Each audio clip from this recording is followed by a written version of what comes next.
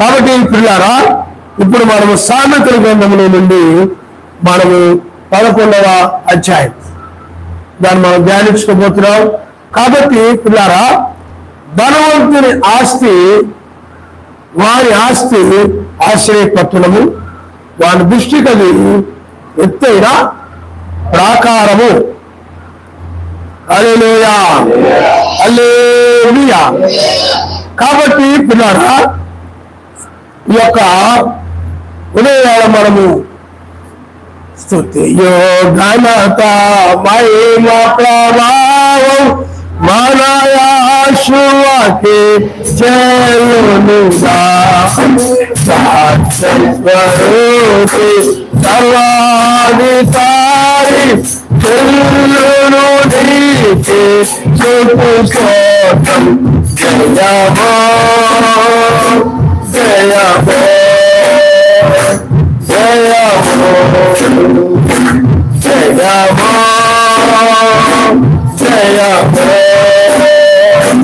జయమో జయమో సమరములాను ప్రవరా భూతకాలములో నవరా వర్తమానములో నవరా భూతకాలములో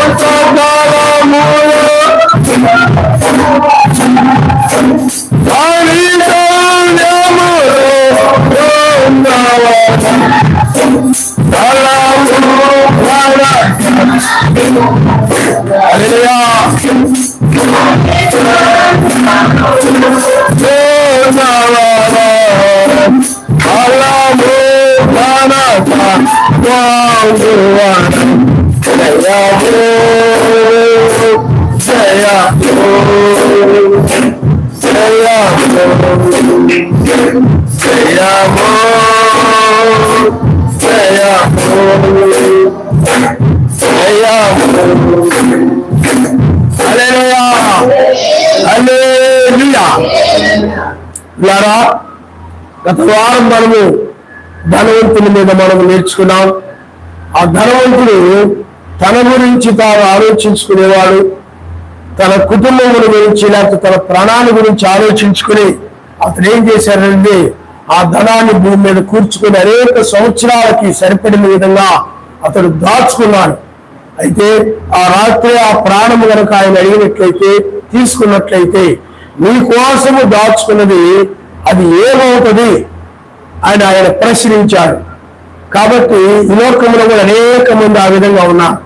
కానీ నిజమైనటువంటి వాడు ఆయన మీద ఆధారపడి వారు ఏమి తిందిరా ఏమి త్రాగుదరని విచారణ కలిగి ఏదో భూమి మీద వాళ్ళు తమ కోసము దాచుకునేవారుగా లేరు. కానీ వారు పిల్లారా, వారికి ఆయనే అంటే ఆకాశ పక్షుల్ని వీటన్నింటిని ఎలా పోషిస్తూ ఉన్నాడో, ఆ యొక్క గడ్డి పువ్వుని వీటన్నింటిని ఎలాగ ఆయన పోషిస్తూ ఉన్నాడో, అలాగే ఆయన వారికి సమస్తమును కూడా వారికి అనుగ్రహిస్తూ ఉన్నాడు. ఏ విధంగా అనుగ్రహిస్తూ ఉన్నాడనంటే వారు ఆయన రాజ్యమును నీతిని మొదటగా వెలుగుల ద్వారా అవి వారు పొందుకోగలుగుతున్నారు తప్ప ఏదో ఐక్య విచారాల ద్వారా కాదు.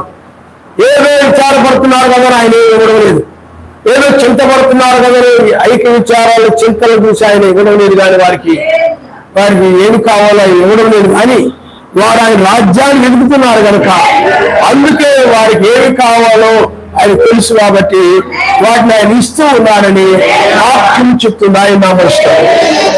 హల్లెలూయా, హల్లెలూయా.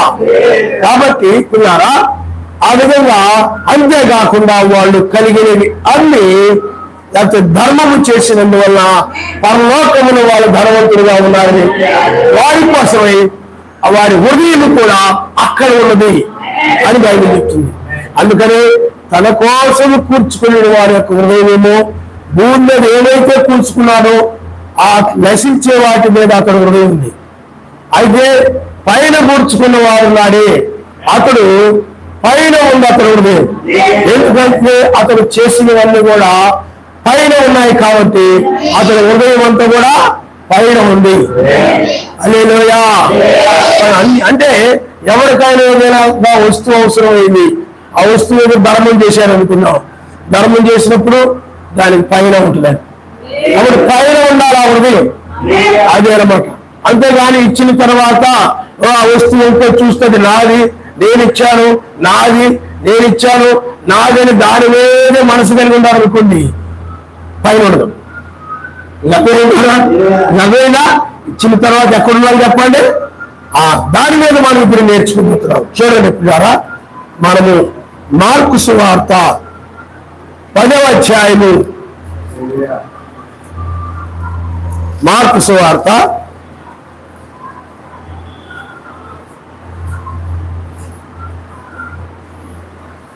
10వ అధ్యాయము 17వ వచనం. ఆయన బయలుదేరి మార్గమును పోచుండగా ఒకడు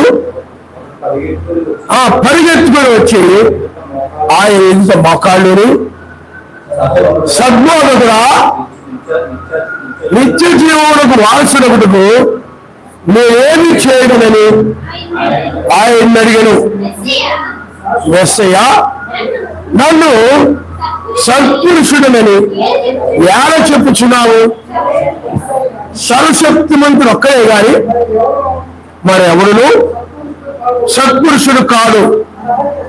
నరహత్య చేయవద్దు, వ్యభిచరించవద్దు, దొంగలవద్దు, అబద్ధ సాక్ష్యములు పలుకోవద్దు, మోసపుచ్చవద్దు, నీ తల్లిదండ్రులను సన్మానించుము అను ఆజ్ఞలు నీకు తెలియదు కదా అని అతనితో చెప్పెను.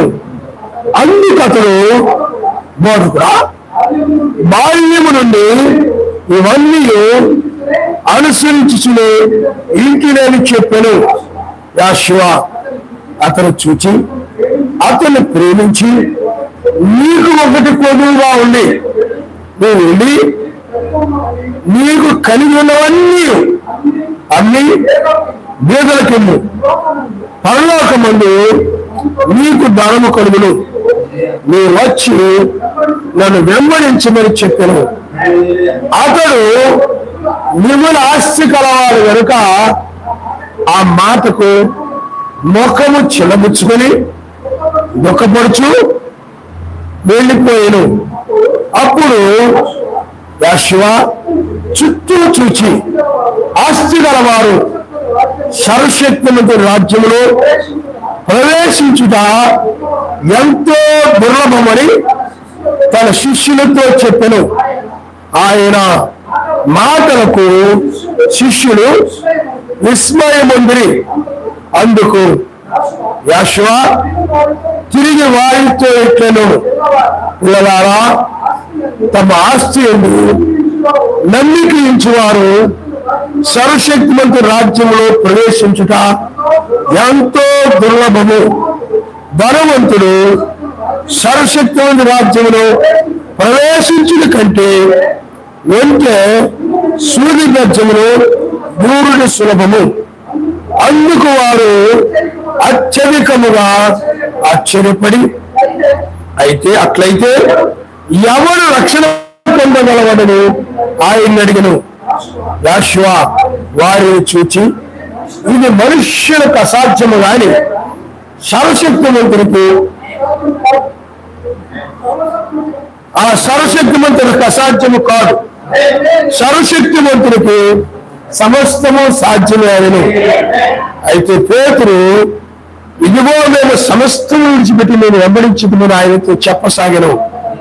అందుకు మెస్సయ్య ఇట్లనెను, నా నిమిత్తము సువార్త నిమిత్తము ఇంటినైను, అన్నదమ్ములైను, అక్క చెల్లెలైను, తల్లిదండ్రులైను, పిల్లలైను, భూములైనను విడిచిన వాడు ఇప్పుడు ఇహమందు హింసలతో పాటు 100 అంతలుగా ఇళ్లను, అన్నదమ్ములను, అక్క చెల్లెలను, తల్లులను, పిల్లలను, భూములను రాబో లోకముందు నిత్య జీవను ఉండునని మీతో నిశ్చయముగా చెప్పుచున్నాను.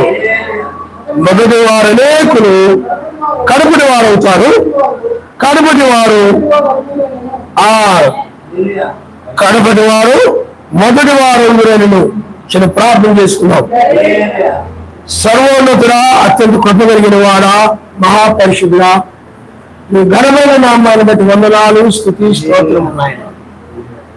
ఉదయాల ఈ పాస్తలు చేరి వాక్యం ధ్యానించుకుని పోతుండగా మీ సాయం చేయనాయన.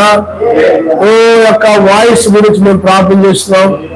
అలాగే నాయన, ఓ మా తండ్రి శిరీష గారి ఆరోగ్యం గురించి, గారి అబ్బాయి గురించి ఆయన, అలాగే మా తండ్రి కూడి వచ్చిన ప్రతి బిడ్డల గురించి, దాని విషయంలో నాయన సెల్ ఫోన్ విషయంలో సహాయం చేసిన కుటుంబాల గురించి నాయన యొక్క, అలాగే క్యాష్ వీటన్నిటిని కూడా సహాయం చేసినటువంటి ఒక తిరుమల కాంగు చర్చి మందిరం విషయంలో, పనుల విషయంలో అన్నిట్లో సహాయం చేసిన వారందరి గురించి కూడా మేము ప్రార్థన చేస్తున్నాం. నాయన నీకు తెలుసు ఆయన, మేము చెప్పక్కర్లేదు. మా తండ్రి సమస్తము మీరు ఎరిగిన వారు.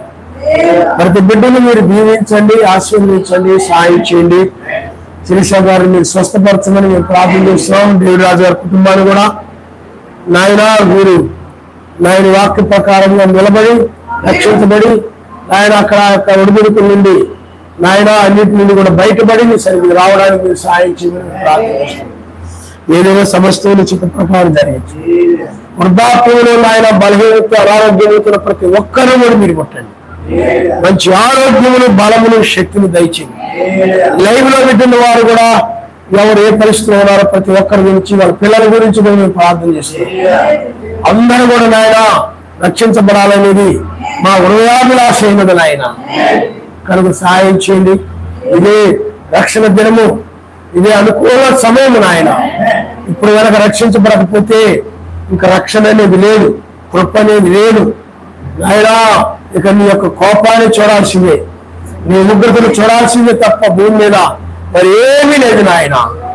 కనుక ఎవరైతే నాయన వాళ్ళ జీవితాలు నీ కోసం సమర్పించుకొని నేను ఇక నీ వాక్య ప్రకారం నడవాలని తీర్మానించుకుని ఎవరైతే ఉన్నారో వారు రక్షించబడతారని మేము చూస్తున్నామయ్యా. మీరే సహాయం చేయండి.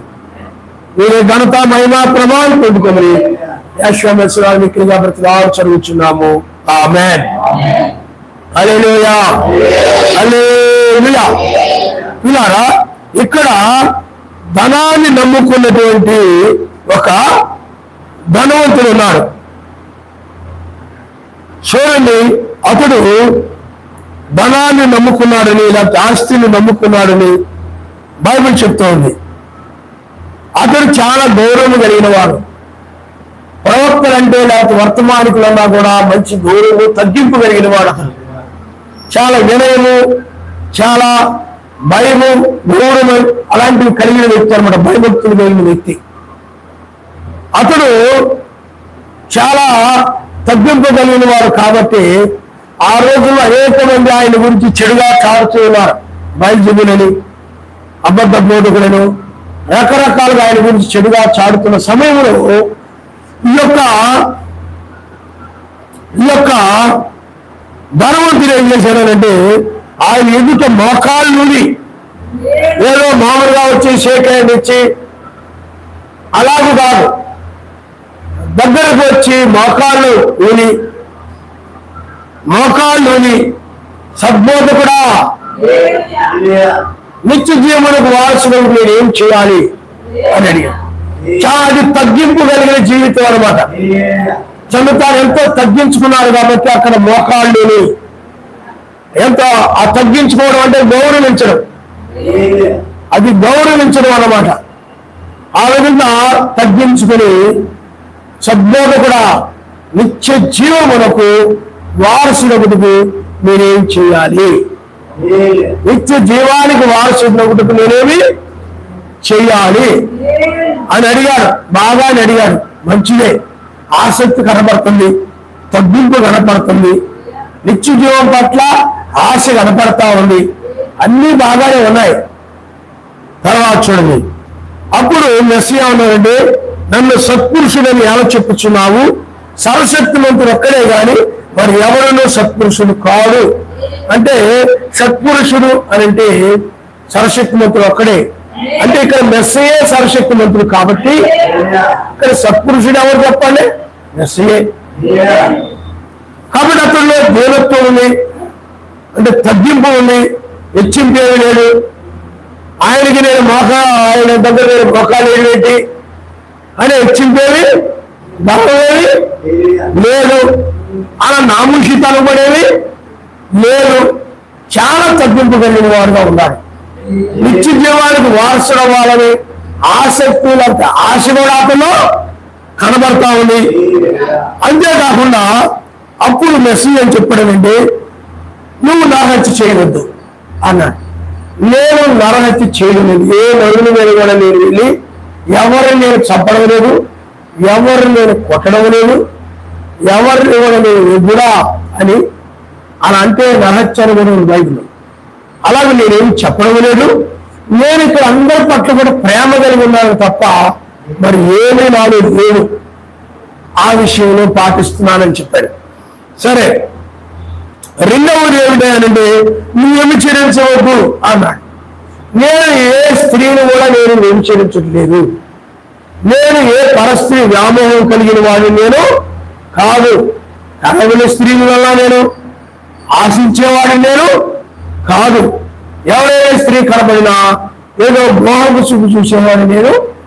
ఎందుకంటే ఉదయంలో నేను ఒక సహోదరిగా కాకుండా నీవు ఒకరికి చెడ్డ ఆశతో కనుక నువ్వు చూసినట్లయితే, చాలా చక్కగా ఉందని నీ మనసులో కనుక నువ్వు ఆశపడినట్లయితే హృదయంలో ఏం జరిగేది చెప్పండి? వ్యభిచారం జరిగినట్టే. నువ్వు వ్యభిచార కిందకు వచ్చేస్తావు. కాబట్టి అతడు నేను ఏ వ్యభిచారం కూడా చేయట్లేదని చెప్పాడు. నాకు అక్రమ సంబంధాలు లేవు, అక్కడ ఇక్కడ ఎవరు వాళ్ళని నేను పరస్త్రీని నేనేమి కలిగి లేను. నేను చక్కగా నేను వ్యభిచారం లేకుండా చక్కగా నేను పరిశుద్ధంగా నేను నడుస్తున్నాను, మంచిగా నేను నడుస్తున్నాను. ఏ స్త్రీలైనా మీరు అడగండి, ఎవరినైనా నేను మోహపు చూపు చూస్తున్నానేమో మీరు కావాలని తెలుసుకోండి. ఏమండి అంటే వాళ్ళు కూడా ఉండొచ్చు, ఎవరు వంకాయ చూడండి మోహపు చూపుతో ఎవరైనా కూడా సహోదరులుగా భావిస్తారే తప్ప మరొక చూపు ఆయనలో లేదు. ఎవరిని కూడా ఆయన ఆ యొక్క నరహత్య చేయడం కానీ ఎవరి మీద కూడా కలహానికి వెళ్ళడం కానీ, అది కలహము అధికము కాకమునిపై అతను విడిచిపెట్టేస్తాడు ఆయన. అంతేగాని కలహాన్ని అలా 2 రోజులు 4 రోజులు 6 రోజులు సాగు తీసుకుంటా ఉన్నాడు ఆయన. అలాగే ఏ నరహత్య కూడా చేసేవాడు కాదు ఆయన.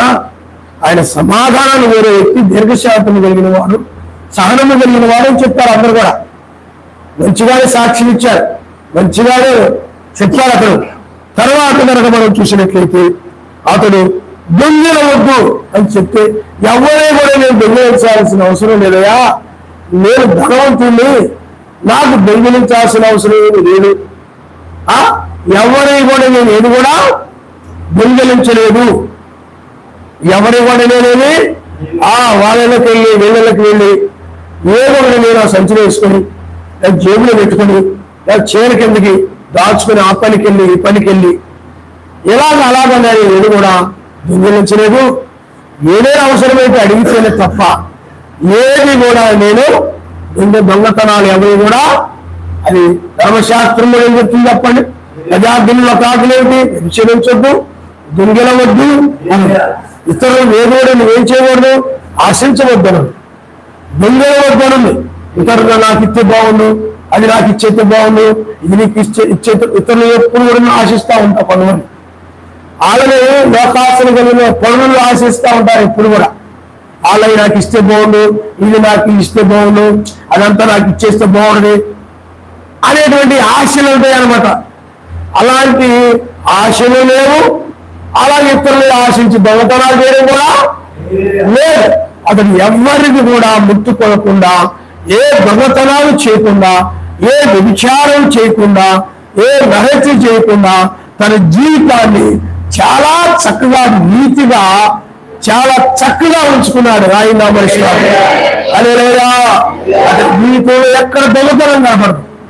అతను ఎప్పుడు కూడా ఇతరుల పరుల మీద కూడా ఆశించి దొంగిలించినట్లు లేదు, ఎవరు కూడా నరహత్య చేసినట్లు లేదు, ఏ స్త్రీలను కూడా వ్యభిచారం చేసినట్టు అతని జీవితంలో లేదు. అంతేకాకుండా అతడు అబద్ధ సాక్ష్యాలు పలకవద్దంటే నేను ఎవ్వరు కూడా ఏ అబద్ధ సాక్ష్యాలు అంటే ఏమిటి?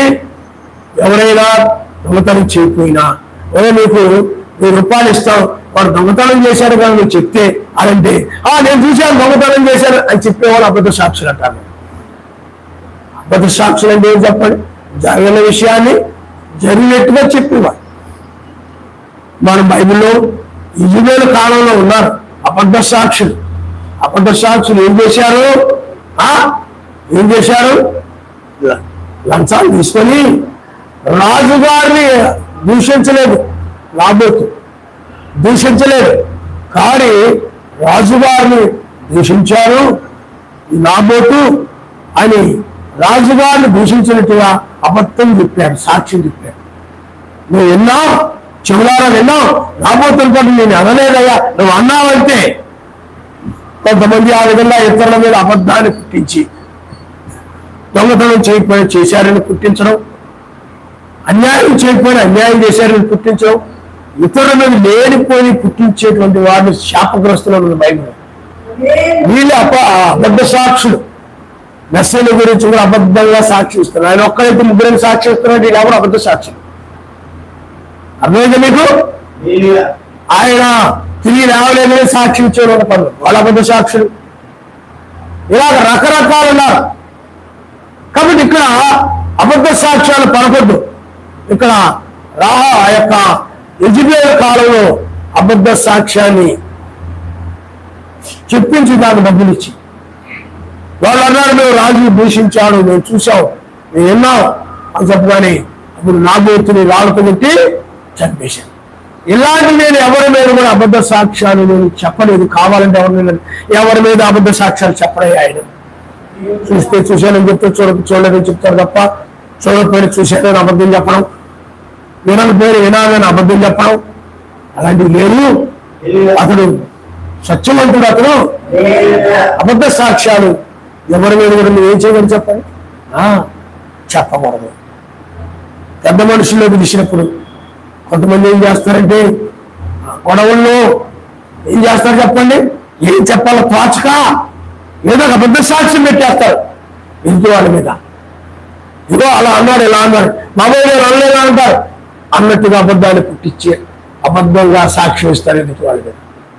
ఇలాగ అబద్ధ సాక్ష్యం చెప్పేవాళ్ళు ఉంటారు. అబద్ధ సాక్ష్యం లేనిపోయి చెప్పేవాళ్ళు అబద్ధ సాక్ష్యం. అడిగితే ఎవరు కూడా ఈ అబద్ధ సాక్ష్యాలు ఎప్పుడు చెప్పడయ్యా. కాబట్టి పిల్లారా డబ్బులు తీసుకొని అబద్ధ సాక్ష్యం పెడతారు కోర్టుల దగ్గర కూడా. అదేనా? కాబట్టి పిల్లారా అలాంటివేమీ నాకు తెలియదా? నేను ఎవరి మీద అబద్ధ సాక్ష్యాలు చెప్పలేదు. అలాగే మోసపుచ్చవద్దు అని అంటే నేను ఎవరు కూడా మోసపుచ్చలేదు. నేను ఎవరిని కూడా మోసపుచ్చలేదు. ఎందుకంటే మోసం చేయడం అంటే ఏం చెప్పండి? నమ్మించడం, నమ్మించి మోసం చేయడం అంటారు. సాతాను ఏం చేశాడు చెప్పండి? నమ్మించాడు. ఏం చేశాడు చెప్పండి? మోసము చేశాడు. ఇలాంటి సంఘాల్లో బోధకులు ఏం చేస్తారని చెప్పండి? ఒక్కరైతే 3 నమ్మిస్తున్నారు, పరలోకం వస్తారు నమ్మిస్తున్నారు. వాళ్ళు పరలోకం వెళ్ళకపోతే మోసపోలేదు కదా. ఏమండి? మొన్న ఎవరో ఒక ఆయన అంటున్నాడు, కువైట్ తీసుకెళ్తానండి బోధకుడు, చాలా నమ్మించాడండి, అలాగని అడిగిపోయి తెలిసి చక్కగా చేతిలో పెట్టినట్లుగానే నోట్లో పెట్టినట్టుగానే అరగపండు వచ్చి నోట్లో పెట్టుకొని చక్కగా కబుర్లు చెప్పాడండి. మేమందరూ కూడా అతని మాటలు నమ్మి అతనికి మేము ఇంతని మేము అడ్వాన్స్ ఇచ్చామండి, కానీ అతను ఫోన్ తీయట్లేదు, కనబట్టలేదండి. మేము కోవిడ్ వెళ్తామని మాకు ఆశ పెట్టాడండి, మోసం చేశాడండి, డబ్బులు పట్టుకుపోయాడు. దాన్ని ఏమంటారు చెప్పండి? మోసం చేయడం అంటారు, మోసగించడం అంటారు. అది అలాంటి మోసాలు నేను ఎవరికేం చేయడం అన్నాడు. సంఘంలో కానీ ఇప్పుడు కానీ ఎవరికి ఏ మోసమో నేను చేయలేదు. బైబిల్ ఏం చెప్తుంది దాన్ని చెప్తే అది మోసం అవుతుంది. వాక్యం ఏం చెప్తుంది దాన్ని చెప్తే మోసం. ఎందుకంటే ఆ చెప్పడం కూడా ప్రత్యక్షత ఉంటుంది. అక్షరం చంపును ఆత్మ జీవింపజేయడం. అక్షరానుసారంగా తీసుకుంటే నీకు ముగ్గురే కనపడతాడు. ఆత్మ యొక్క ప్రత్యక్ష ద్వారా చూస్తే ఒక్కడే. హల్లెలూయా హల్లెలూయా. కాబట్టి పిల్లారా, వీటన్నిటిలో కూడా కరెక్ట్ గా ఉన్నాడు. ఎవరు మోసం చేయట్లేదు. తన జీవితం చాలా పవిత్రంగా ఉంది. అంతేకాదు, నీ తల్లిదండ్రులను సన్మానిస్తున్నావా అంటే, నా తల్లిదండ్రులు నేను గౌరవిస్తున్నాను. వాళ్ళు ఎదురుపడినప్పుడు నేను వాళ్ళకి నిత్య శాలం చెప్తాను. మా ఇంటికి వచ్చినప్పుడు వాళ్ళు చాలా చక్కగా కుర్చీలో కూర్చోబెట్టి నేను కింద కూర్చొని వాళ్ళ చక్కగా మంచి ఏదైనా రాగానే వాళ్ళకి ఏదోటి చక్కని టీవీల్లో ఇలా ఏదోటి వాళ్ళకి ఇచ్చి చాలా మర్యాదగా, ప్రేమగా, గౌరవంగా, సన్మానంగా, అంటే గొప్పగా వాళ్ళని ఇచ్చి నేను ఆ విధంగా నా తల్లిదండ్రుల్ని నేను చాలా మర్యాదగా, ప్రేమగా, గొప్పగా, సన్మానంగా, అంటే గౌరవంగా నేను చేస్తున్నాను. కావాలంటే మా తల్లిదండ్రులు అడగమంటే వాళ్ళు అన్నారు, నిజమేనయ్యా, మా కొడుకు చాలా గౌరవం కలిగిన వాడు, మమ్మల్ని చాలా సన్మానంగా చూస్తాడు, మమ్మల్ని మాతో చాలా మర్యాదగా పెద్దవాళ్ళమని చాలా మర్యాదగా మాట్లాడతారు తప్ప నా తల్లిదండ్రులారా అని చాలా ప్రియముగా, ఇష్టంగా, గౌరవంగా మాట్లాడతారు తప్ప ఎలా పడితే అలాగ మమ్మల్ని పశువులు చూసినట్టు, గేదెలు చూసినట్టు అలాగెలాగ చూడడం. తల్లిదండ్రులు అంటే చాలా గౌరవం, అతనికి వాక్యాన్ని పాటిస్తారయా అని చెప్పి చాలా సన్మానిస్తాడు లభ్యంగా చెప్పాడు. కాబట్టి దీన్ని బట్టి చూస్తే అతని జీవితం చాలా మంచిగా ఉంది. అప్పుడు చూడండి అతను ఏమన్నాడు, అందుకు అతను బోధకుడా, బాల్యము నుండి ఇవన్నీ అనుసరించుకునే ఇంటిని. బాల్యము నుండి కూడా ఏం చేస్తారు చెప్పండి, ఇవన్నింటిని కూడా అంటే బాలుడు నడవలసిన త్రాముని వారికి నిద్రపోతున్నాయి. నిద్రపోవడానికి వచ్చావా? రాత్రి అంతా మేల్కొని. కాబట్టి పిల్లారా, ఇక్కడ బాలుడు నడవలసిన త్రాముని వారికి నేర్పము, పెద్దవాడైనప్పుడు దాని నుండి తిరిగిపోడు. ఒకవేళ జారినా ఆ వాక్యం గుర్తు పెట్టుకుని మళ్ళీ పశ్చాత్తాపడి అది ఆ మార్గంలో నడుస్తూ ఉంటారు. అవసరమైతే బాలుడుగా ఉన్నప్పుడు బెత్తెములైన ఉపయోగించమనండి. గర్భమైనా బెత్తాన్ని ఏం చేయమని చెప్పండి, ఉపయోగించమనండి. అవసరమైతే బెత్తాన్ని ఉపయోగించమని బైబిల్లో. కాబట్టి పిల్లారా, ఆ విధంగా అతడు చాలా చక్కగా బాల్యం నుండి కూడా చాలా చక్కగా వాక్యము చేత పెంచబడ్డాడు. అతడు ఏదో తప్పులు చేస్తున్నప్పుడు, పొరపాటు చేస్తున్నప్పుడు వాక్యం చెప్పడం కాదు. చిన్నప్పటి నుండి కూడా అతడు వాక్యం వింటూ ఆ వాక్య ప్రకారంగా నడవడానికి తల్లిదండ్రులు అతను బోధిస్తూ వచ్చారన్నమాట, చెప్తూ వచ్చారు. చాలా మంది ఏం చేస్తారు చెప్పండి, మిగతా సమయం అంతా వదిలేస్తారు. వాళ్ళు ప్రార్థన చేసుకోకపోయినా పట్టించుకోరు, బైబిల్ చదవకపోయినా పట్టించుకోరు, ఏమండి ఇష్టం వాళ్ళు జీవిస్తున్నా పట్టించుకోరు. కానీ ఇంటి మీదకి ఏదైనా తెచ్చారనుకోండి, అప్పుడు వాక్యం చెప్పడం ఆరంభిస్తారు. అప్పుడు ప్రార్థన చేసుకోరా అంటారు. అప్పుడు నువ్వు సవాసాలు మానేసేయరా అంటారు. అది కాదు, బాలుడుగా ఉన్నప్పుడే మనం ఏం చేయాలి చెప్పండి, వాడు నడవలసిన త్రోవ, మనం నడవలసిన త్రోవ ఇదిరా, విచేయించకూడదురా, దొంగిలించకూడదురా, త్రాగకూడదురా, నడచి చేయకూడదురా, మోసపుచ్చకూడదురా. ఇలాగూ చిన్నతనములో నుండి వాళ్ళకి నేర్పుతూ ఉన్నారు ఆయన మనిషి. ఆ విధంగా ఇప్పుడు పెంచబడ్డాడు అతడు. అందువల్ల అతడును ఏ మెసేజ్ చెప్పిన వాటన్నింటిలో నువ్వు వ్యభిచరించవద్దు, నువ్వు దొంగిలవద్దు, అబద్ధ సాక్ష్యాలు చెప్పొద్దు అయ్యానంటే సహజంగా ఉంటారంటే నేను అబద్ధ సాక్ష్యాలు ఎన్ని చేస్తున్నానా ఏంటి మీరు అలా అంటారు అని అంటారు చాలా మంది. కానీ అతను అలా కాదు, నేను కూడా అనుసరిస్తూ ఉన్నాను, వీటన్నిటి ప్రకారం నేను నడుస్తూ ఉన్నాను.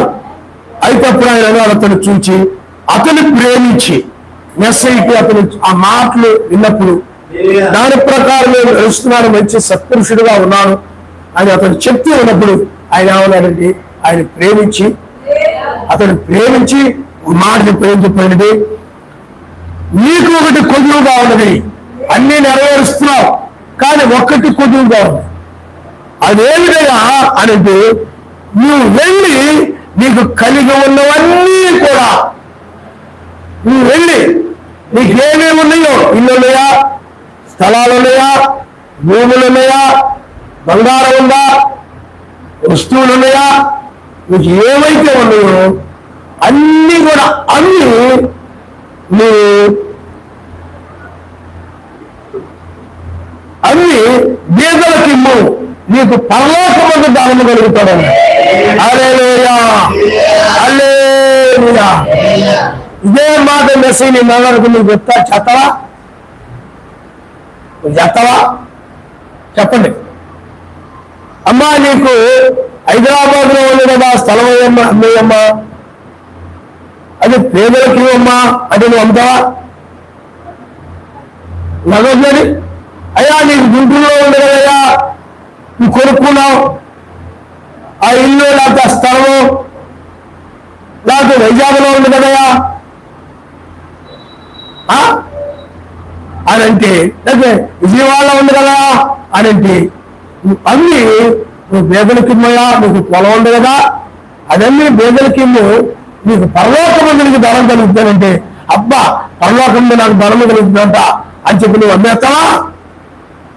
ఆనాడు ఎలా ఉన్నారు, ఈనాడు కూడా మేము అమ్మవారిని తలకలిపేవాడు ఉన్నారు. ఈ రోజుల్లో కూడా ఆ రోజుల్లో ఎలా ఉన్నారు, ఈ రోజుల్లో కూడా అలాగే ఉన్నారు. మరి ఆ రోజున 1996లో ఆయన పరిచర్యకి పిలిచినప్పుడు మరి ఆ ఇల్లు లేకపోతే అవన్నీ కూడా ఆ బంధువులు అవన్నీ కూడా విడిచి, ఉద్యోగాన్ని విడిచి నా కోసం విడిచిపెడతామని విడిచిపెడతా, బంధువులు వీళ్ళందరూ విడిచిపోతా, విడిచిపెడతా. అక్కడ నుండి ఇక్కడ రావడం జరిగింది. ఆయన నామనిస్తాం. హల్లెలూయా, హల్లెలూయా, హల్లెలూయా. మరి ఆయన కోసం ఏం చేయగలగాలి? నువ్వు ఎరవలేదు అంటున్నావు, నువ్వేమంటావు చెప్పండి? ఇలా చెప్తే నిజముగా నీకు స్తోత్రములు ఆయన అంటారు. నువ్వు అలా అంటావేంటి? మాకు మంచి ఇల్లు ఇచ్చావు నాయన, నీకు వందనాలు నాయన. అన్ని ఉంటే ఆయనకి ఇస్తావా? ఈ రోజుల్లో కూడా అటు ప్రేమించే వాళ్ళు ఉన్నారు. ఆయన ఏ జరిగితే దాన్ని చేయగలిగే వాళ్ళు ఆయన రాజ్యానికి వస్తారు.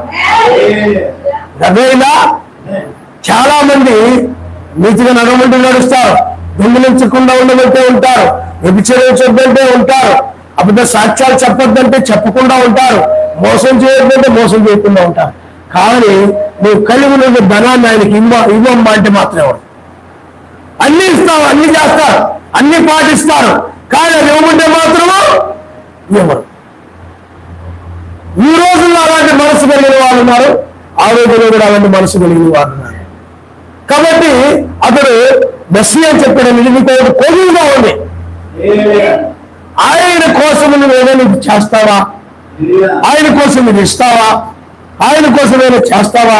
అన్ని ఆయన కోసం నువ్వు ధర్మం చేస్తావా అంటే, నేను నాది ఏది అమ్మను, నాది ఏది నేను అమ్మను, నా కష్టార్జితం నేను ఆ యొక్క కానుకలు ఎగ్గొట్టి, దశభాగాలు ఎగ్గొట్టి, ధర్మకార్యాలు అవన్నీ ఎగ్గొట్టి, పరిశుద్ధుల అవసరాల పాలు పొందకుండా, వర్తమానిక అవసరాల పాలు పొందకుండా అన్ని కూడా నేను దాచిపెట్టుకొని అలా అలా కొనుక్కున్నా. నేను ఎలా చెప్తాను ఏమండి? అతడు కూడా అలాగే, అతడు కూడా ఏమన్నాడంటే, పిల్లారా ఆ మాట అన్నప్పుడు నీ వచ్చి నన్ను వెంబడించమంటే, అతడు మిగులు ఆస్తి గలవాడు కనుక ఆ మాటకు మొహం చిన్నపుచ్చుకుని, నాకు పరలోకంలో గొడవ లేకపోయింది, భూమి మీద నాకు ధనవంతుడు అనే పేరుంటే చాలు, ఆస్తిపరులు అనే పేరుంటే చాలు, మాకు ఇల్లు, పొలాలు, స్థలాలు, ఆస్తులు అవన్నీ పేరుంటే చాలు, మాకు ఇవేమి మాకు అక్కర్లేదు అంటే, పరలోకంలో మాకు ధనమేమి అక్కర్లేదు అని ఆయన్ని విడిచిపెట్టి పోవడానికైనా ఇష్టపడ్డాడు. కానీ నిత్య జీవాన్ని పోగొట్టుకోవడానికైనా ఇష్టపడ్డాడు. కానీ పరలోకాన్ని పోగొట్టుకోవడానికైనా ఇష్టపడ్డాడు. కానీ నరకానికి వెళ్ళడానికైనా అతను ఇష్టపడ్డాడు. కానీ ఆ ఆస్తిని అమ్మి మెస్సయ్య మాటను గౌరవించి ఆ ఆస్తిని అమ్మి పేదలకు ఇచ్చిన వాడు కాదు. ధన వ్యామోహం అన్నమాట అతనికి, డబ్బు పిచ్చి అతనికి. నేను సాంబమూర్తి నగర్లో ఉండేవాడు. వాక్యం రైతులని ఏది చెప్పండి, విడిచి పక్కగా. ఇదేంటంటే చివరి సమయంలో ఒక క్రమం ఏర్పడాల్సి ఉంది కాబట్టి ఆరాధన క్రమం బ్రహ్మాం గారు ముద్రలో చెప్పారు ఆయన.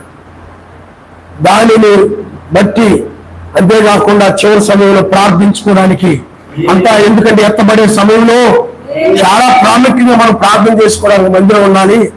ఇంతకుముందు అయితే ఎక్కడికో ఎక్కడికి వెళ్ళి ప్రార్థన చేసుకునే, ఇప్పుడైతే అన్ని కూడా ఫ్యాక్టరీలు అయ్యని వచ్చేసాయి కాబట్టి ఒక రోజు 2 రోజులైనా వచ్చి ఈ చివరి సమయంలో ప్రార్థన చేసుకోవడానికి బాబు ఒకటంటూ ప్రత్యేకంగా ఉండాలి.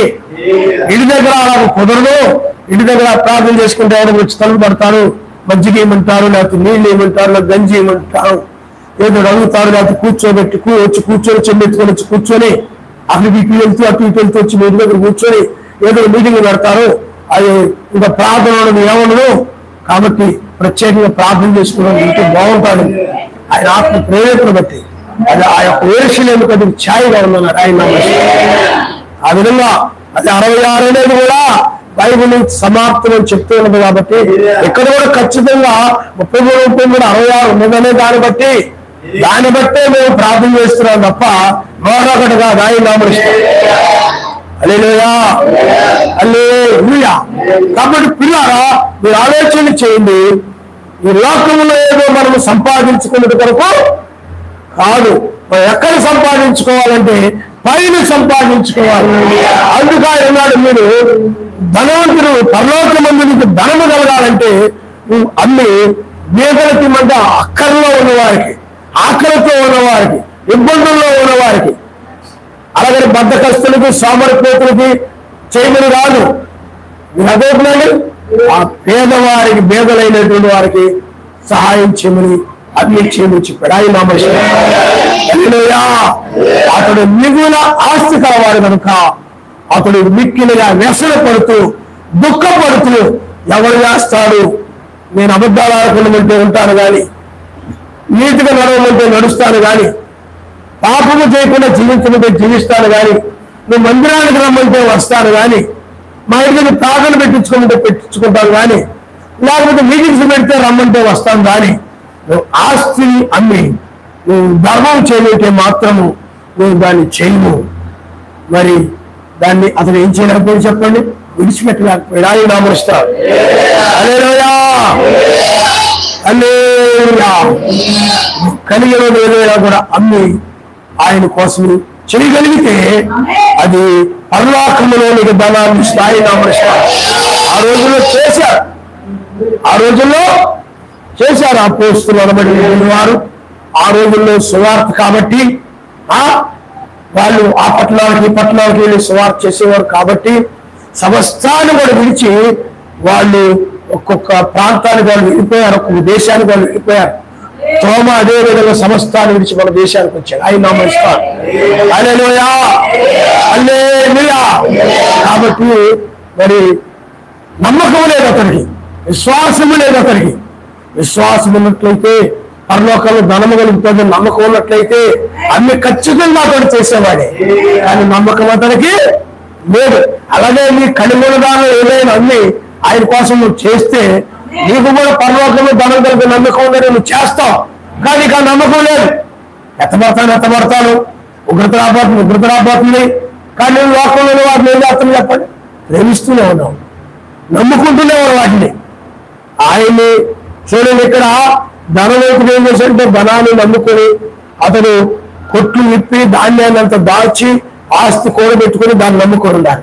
కానీ మనం అయినట్లయితే ఆ పక్షులు ఎలాగైతే ఆయన నమ్ముకుని ఉన్నాయో మనము కూడా ఆయన నమ్మినవాడు ఆయన నమ్మేస్తాం. హల్లెలూయా. అపోస్తలుల కాలంలో వాళ్ళు అలాగే చేశారు. వాళ్ళు కలిగి ఉన్నటువంటి స్థిరచర ఆస్తులు అన్ని అపోస్తలుల పాదముల దగ్గర పెట్టినప్పుడు వారి అక్కర కొలది ఎవరి వారి అక్కర కొలది దాన్ని పంచిపెట్టారు అని ఆయన నమ్మేస్తాం. ఈనాడు చేయగలరా? నువ్వు ఉగ్రత రాబోతుంది, నాశనం కాబోతుంది నమ్మినట్లయితే, ఏమండి అంతం కాబోతుంది నమ్మినట్లయితే, నీకు పరలోకంలో ధనము కలగాలని అభిప్రాయపడినట్లయితే నువ్వు కూడా ఆయన అవసరాలను ఆయన కార్యాలను నీకు ఆ ప్రతిఫలము ధనం పరలోకంలో కలగాలని నువ్వు ఏదైనా ఉంటే ఆయన కోసం అన్ని నువ్వు ఇప్పుడు చేయగలుగుతావు ఆయన నమ్మస్తావు. సహోదరుల కోసం కానీ, సమాజం కోసం కానీ, మందిరం దేనికోసమైనా సరే నువ్వు ఏదైనా ఆయనకి చేస్తావు, ఆయన నామస్తావు. హల్లెలూయా.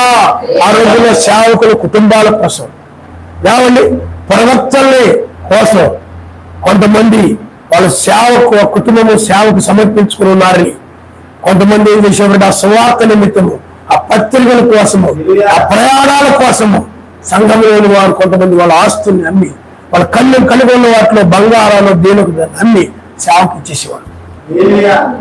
అర్థమైనా? సువార్తకి ఇచ్చేవాడు. ఈ సువార్త ఖర్చులకు ఉపయోగించిన పాస్టర్ గారు మీ కుటుంబం కోసం ఉపయోగించండి. మీరు ఆ విధంగా ఆయన మీద ఆధారపడి ఉన్నారు కదా. అలాగే సమాజంలో అక్కర్ల కోసము, సమాజంలో పేదవాళ్ళు ఎవరైనట్లయితే వాళ్ళకి సహాయం చేయండి. ఆ విధంగా వాళ్ళు చేశారు. కారణం ఎందుకంటే వాళ్ళు పరలోకమా ధర్మ కలుగుతాయని నమ్మారు కాబట్టి. మీకు అలా నమ్మకూడదు. అర్థమైందా? నేను నాదేనా అనుకోవట్లేదు కదండి. బైబిల్లో నాదేనా అనుకోవడం కదా, అనుకోవట్లేదు కాబట్టి నాకు ఎంతన్నా పర్లేదు, నేను ఎవరికేం చేయను. నాది అనుకోవట్లేదు, నేను వాక్యం పాటిస్తున్నాను కదా అనుకుంటాను. అనుకో, పైన నీకేముండదు అంతే. అదేగా పైన. అందుకని నేను చెప్పాడు, మంచి మాట చెప్పాడు. ఇక్కడ శాశ్వతం కాదు, ఇక్కడ ఇవన్నీ కూడా క్షయమైపోతాయి, ఇవి పెట్టేస్తాయి, ఇవన్నీ పెట్టేస్తాయి, నాశనం అయిపోతాయి. కానీ అక్కడ తీర్చుకో. నువ్వు ఏ దొంగ రాడు, ఎవడను దొంగిలించడు, ఎవడను నీది పట్టుకుపోడు. అక్కడ అంత భద్రంగా ఉండదు. ఎక్కడైతే నీ ప్రాణం పోతే అది ఏమవుతుందో నీకు తెలియదు అని చెప్పాడు ఆయన మనిషి. హల్లెలూయా. హల్లెలూయా. కాబట్టి పిల్లారా, అప్పుడు అతడు ధనాన్ని ప్రేమించేవాడు కాబట్టి, ధనాన్ని నమ్ముకున్నవాడు కాబట్టి, నీ బోధక్కర్లేదయా, మాకు ఆ రాజ్యం అక్కర్లేదు, ఏమక్కర్లేదు, ముగ్గురికి నుండి మమ్మల్ని తప్పించకపోయారు లోకస్తుడికి ఏమవుతుందో మాకు కూడా అదే అవుతుంది. ఆ ముఖేష్ అంబానీ అటువంటి ధనవంతులు అందరూ ఉన్నారు కదా, వాళ్ళు ఎలా నశించిపోతారో మేము కూడా అలా నశించిపోతాము. మాకు ఈ వైపు వర్తమానం వద్దు, ఏవద్దు, వాళ్ళ మధ్య ఆకాశాన్ని ఎదుర్కోవద్దు, ఏవద్దు, మేము అలాంటి పని మాత్రం మేము చేయలేము. ఎందుకంటే మేము ఈ ధనవంతుడి యొక్క వారసులు అంటారు ఇప్పుడు చాలా మంది. మీకు అర్థమైందా? అతని లాంటి వాళ్ళు మేము కూడా.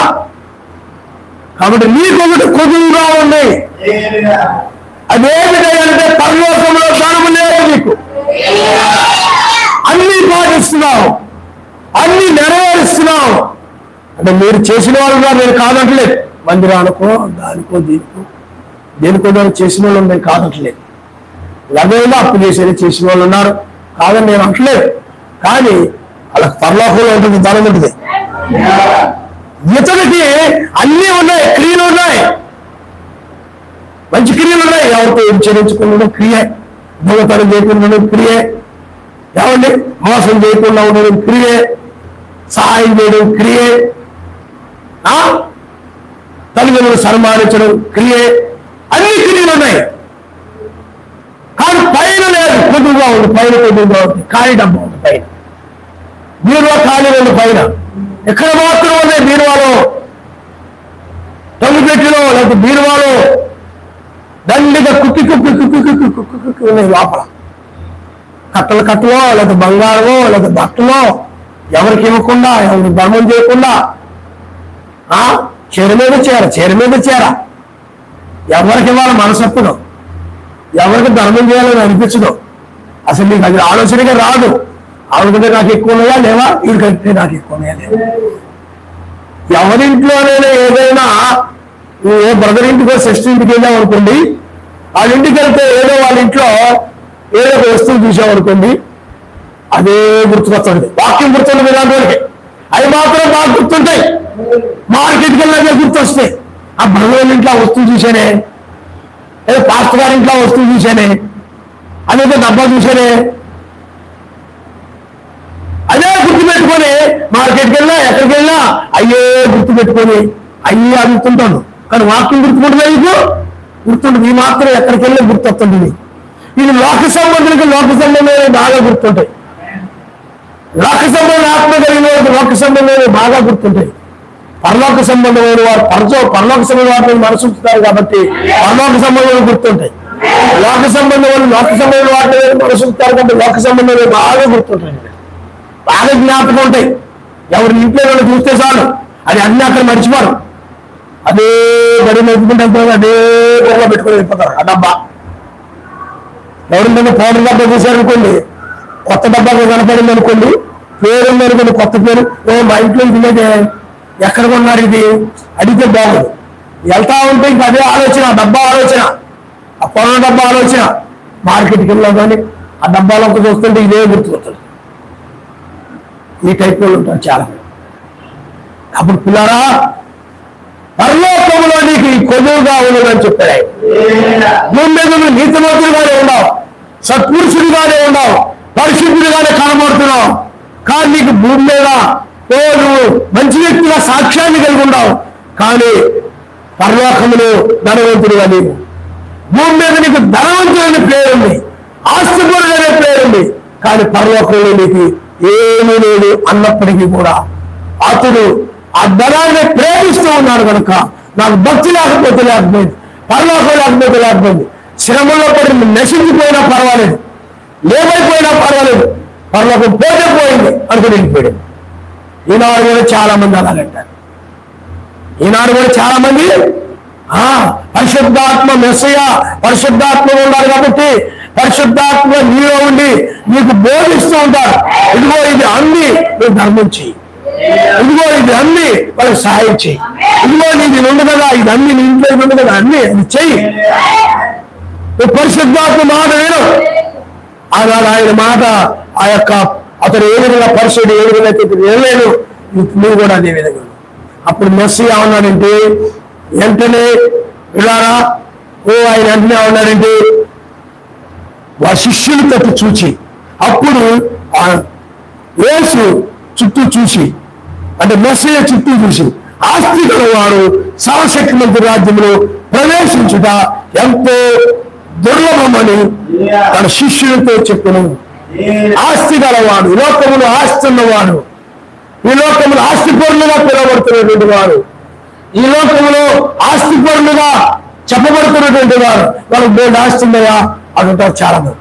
వాళ్ళకి ఇక్కడ లేదు కానీ జీవాల బోర్డు ఉందయా, వాళ్ళకి ఇక్కడ లేదు కానీ హైదరాబాద్లో బోర్డు ఉందయా, వాళ్ళకి ఇక్కడ లేదు కానీ హైదరాబాద్లో ఎక్కువ ఉన్నాయా, వీళ్ళకి ఇక్కడ లేదు కానీ గుంటూరులో ఎక్కువ ఉన్నాయా, వీళ్ళకి ఇక్కడ లేదు కానీ బ్యాంకులో ఎక్కువ ఉన్నాయా, వీళ్ళకి ఇక్కడ లేదు కానీ అక్కడ వైజాగ్లో ఎక్కువ ఉన్నాయా, ఒడిశాలో ఎక్కువ ఉన్నాయా.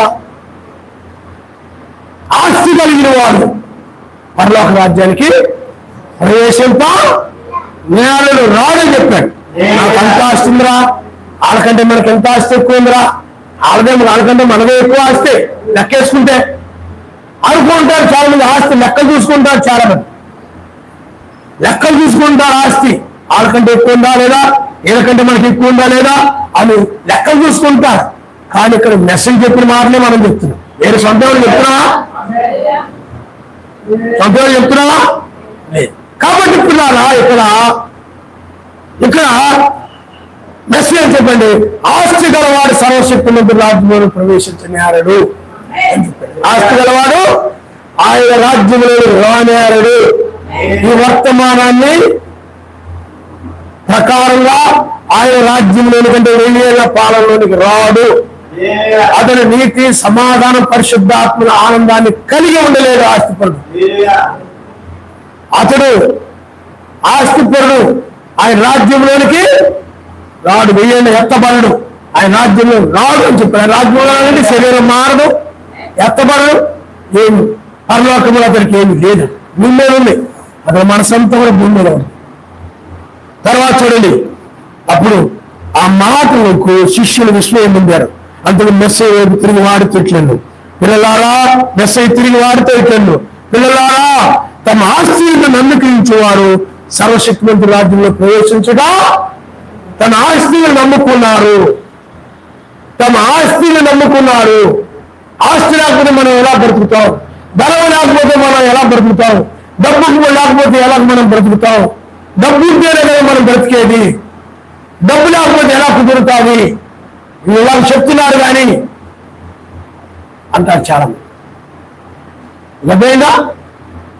కానీ పిల్లారా అప్పుడు మెస్సియా ఉన్నాడు, బలవంతుడు సరస్వతి రాజ్యంలో ప్రవేశించడం కంటే ఒంటె సూర్య బజ్జంలో దూరుడు సులభుడు.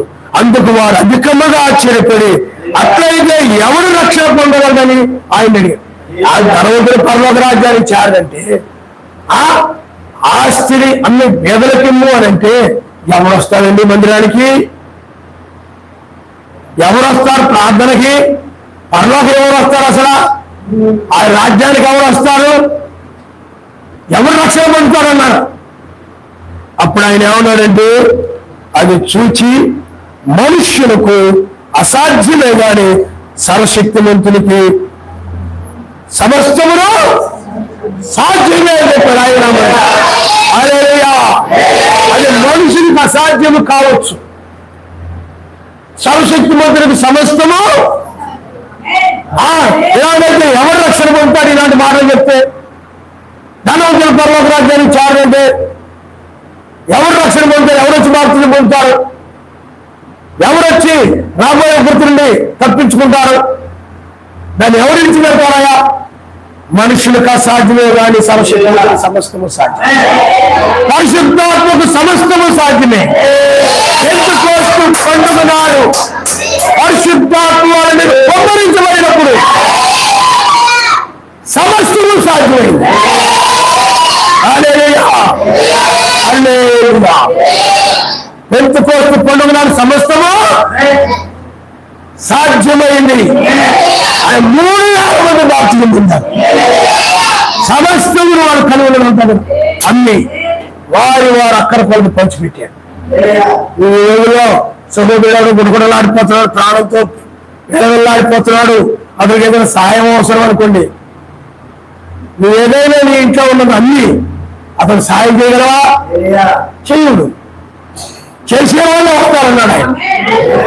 హల్లెలూయా. ఇదేమి ఖర్చు కాలేవు, ఇదేమి అయిపోలేవు. అలాగే ఉండిపోవాలని ఆస్తి ఏమి తరిగిపోకూడదు, ఈ డబ్బేమి తరిగిపోకూడదు, అలాగే ఉండాలి మొత్తం. ఎవరికి కూడా నువ్వు ఎలాంటి ధర్మం చెయ్యి, ఏమీ లేదు. ఇలా పరలోకంలో కూడా ఏమీ లేదు. కానీ ఇక్కడ చూడండి, మొట్టమొదటి సంఘము వారి అక్కర కొలకు సహాయం చేసి వారు పొంది ఓ పరలోకములు ఏమని ఆయన అన్నారు, మీ దగ్గర డబ్బు లేదు, ఈ డబ్బు ఉంటే ఏమోయా అన్నవారికి డబ్బు లేదు, నర్సియా నా డబ్బు లేదా పోనీలే అది వదిలిపెట్టలేదు. ఆయన ఇంట్లో ఉండే కదా అయ్యి ఉండే కదా అన్నీ అంటున్నాడు ఆయన. ఏ ఇవ్వండి ఏమండి మరి ఆ దేవుల్లో ఉండదు స్థలం, పొలం ఉంది కదా, ఇల్లు ఉంది కదా దేవుల్లో, అన్ని ఉంది కదా, అన్ని ఇల్లు పైన సంపాదించుకో. నువ్వు అనుకుంటే ఈ లేటర్ బాబా కొనలేదు లేవన్నా కదా డబ్బులు.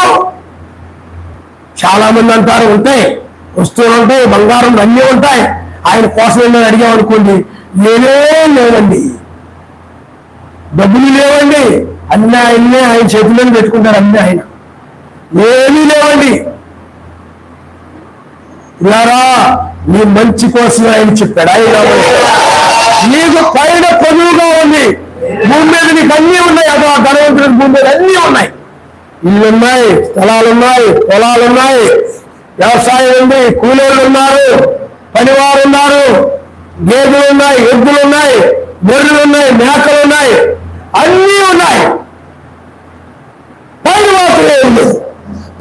అందుకని లౌదీయ సంఘం అనేటువంటిది ధనం వృద్ధి చేసుకొని నాకేమీ కొదువు లేదు, నాకేమీ ఇబ్బంది లేదు, నా పిల్లలకు కూడా ఏమీ ఇబ్బంది లేదు, అంతా కూడా సమృద్ధిగా ఉంది. లౌదీయ సంఘం పిల్లలంటే సంఘం అన్నమాట. అర్థమైందా? ఆ సంఘం ఎలా చెప్పండి. ఆ పిల్లలు లౌదీయ సంఘం అంటే విశ్వాసుల పిల్లలు ఏమి కొదువు లేకుండా ఉన్నారు. అందరూ కూడా ధనమైనటువంటి ధనము ప్రవహిస్తూ ఉందన్నమాట. అందుకని మనము కూడా చివరి కాలం లౌదీయ సంఘ కాలంలో ఉన్నాం. ఎక్కడ చూసిన డబ్బే, ఎవరి దగ్గర చూసిన డబ్బే, డబ్బు ప్రవహిస్తూ ఉంది.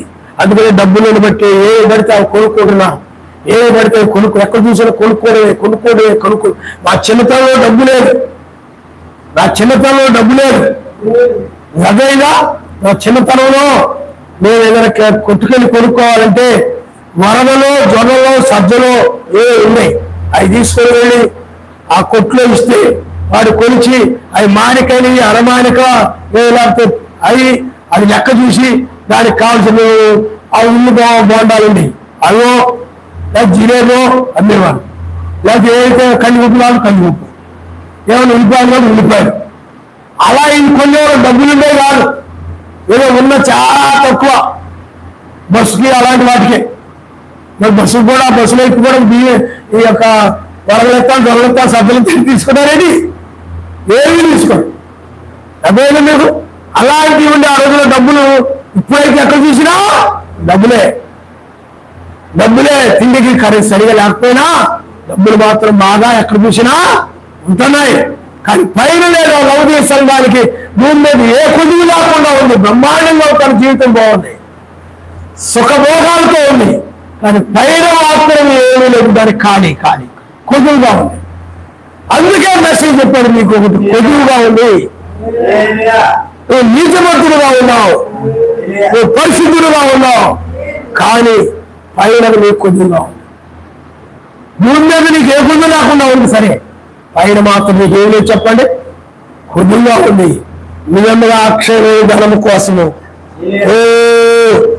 ఏదైనా ఉంది దాన్ని సంపాదించుకునే వారు దాన్ని ఆయన కోసం దేవేని విడిచిపెట్టి దాన్ని సంపాదించుకునేవారు ధన్యులు. హల్లెలూయా. ఏదైనా ఆయన కోసం ఉంది. ఈ భూమి మీద కూర్చుకుంటే నీకు ఏ ఉపయోగం, ఈ భూమి మీద నీ కోసం ఏదైనా దాచుకున్నా చేసుకుని కూర్చుకుని ఏ ఉపయోగం లేదు. ఎందుకంటే రేపు ఒక దినాన్ని ప్రాణం పోతే అది ఏమవుతుందో నీకు తెలియదు. హల్లెలూయా. కాబట్టి మనకి ఎక్కడో చెప్పండి, పైన ఉన్నది నువ్వు చేసిన ప్రతి ధర్మము కూడా, నువ్వు సహోదరులు చేసిన ప్రతి ధర్మము కూడా, ఆహారము కావచ్చు, నీరు కావచ్చు, వస్త్రము కావచ్చు, వస్తువులు కావచ్చు, ధనము కావచ్చు, ఏదైనా కావచ్చు, ఉన్నదానికి ఉంటే చేసావు, అవసరమైతే అమ్మేది చేసావు. చాలా మంది అన్ని చేసేవారు ఉండరు, ఇంటేది చేస్తారు, లేకపోతే మీ పాస్టర్ గారు మాకు అప్పులు అయిపోయినాయండి. ఇప్పుడు అందరి పరిస్థితి ఎలా ఉంటుంది తెలుసా, డబ్బులు ఉన్నాయి అనుకోండి, వాళ్ళకి ధర్మాలు చేయాల్సి వస్తుంది. ఎందుకు అని ఏ వస్తువులు కావాలి ఆ వస్తువులు లోన్లు లేకపోతే ఈ యొక్క ఈఎంఐలు పెట్టి తెచ్చేసుకొని ఏమ్మా అంటే ఈఎంఐలు కట్టాలండి, అది ఉన్న దానికి ఈఎంఐలు కట్టాలండి, మా అమ్మాయి బంగారం చేయించాలి దానికి ఈఎంఐ కట్టాలండి, అది ఆ వస్తువు తెచ్చిపెట్టుకోవాలి నెల ఇంత కట్టాలండి, అంత కట్టాలండి, ఇంత కట్టాలండి, ఈఎంఐలు చేయిస్తున్నారు.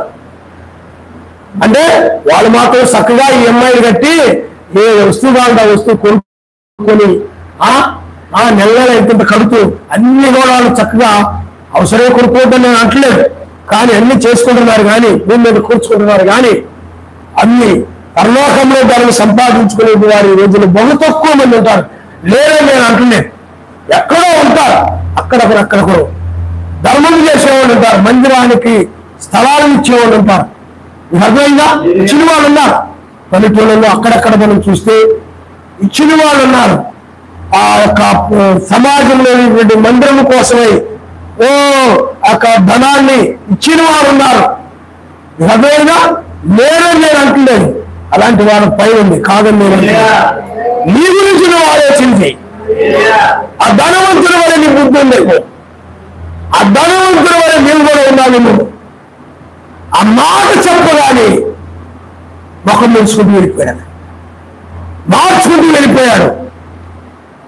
అర్థమైనా ధృవీకరించుకుంటూ వెళ్ళిపోయాడు.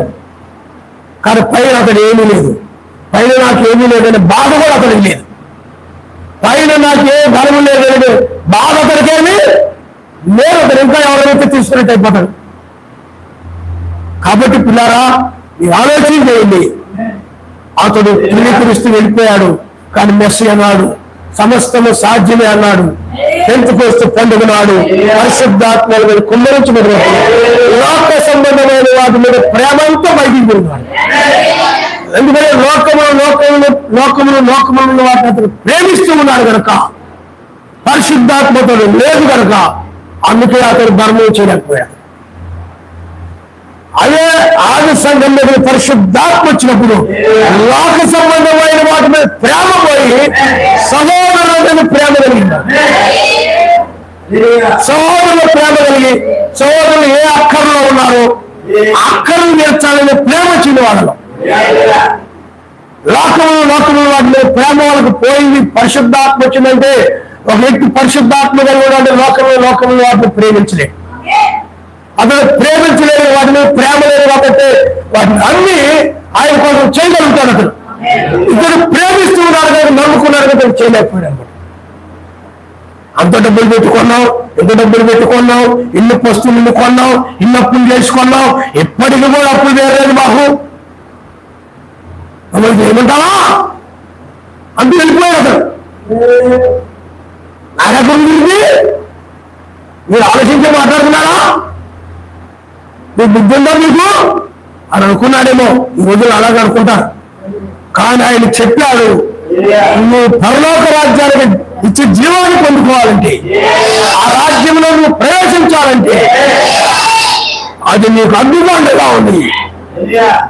ఆ ధనాన్ని నువ్వు ప్రేమిస్తున్నావే అది నీకు అడ్డుబండగా ఉంది.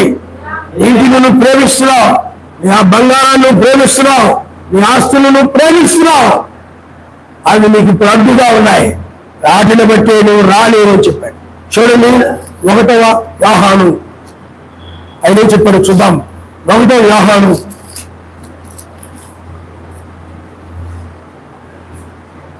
5వ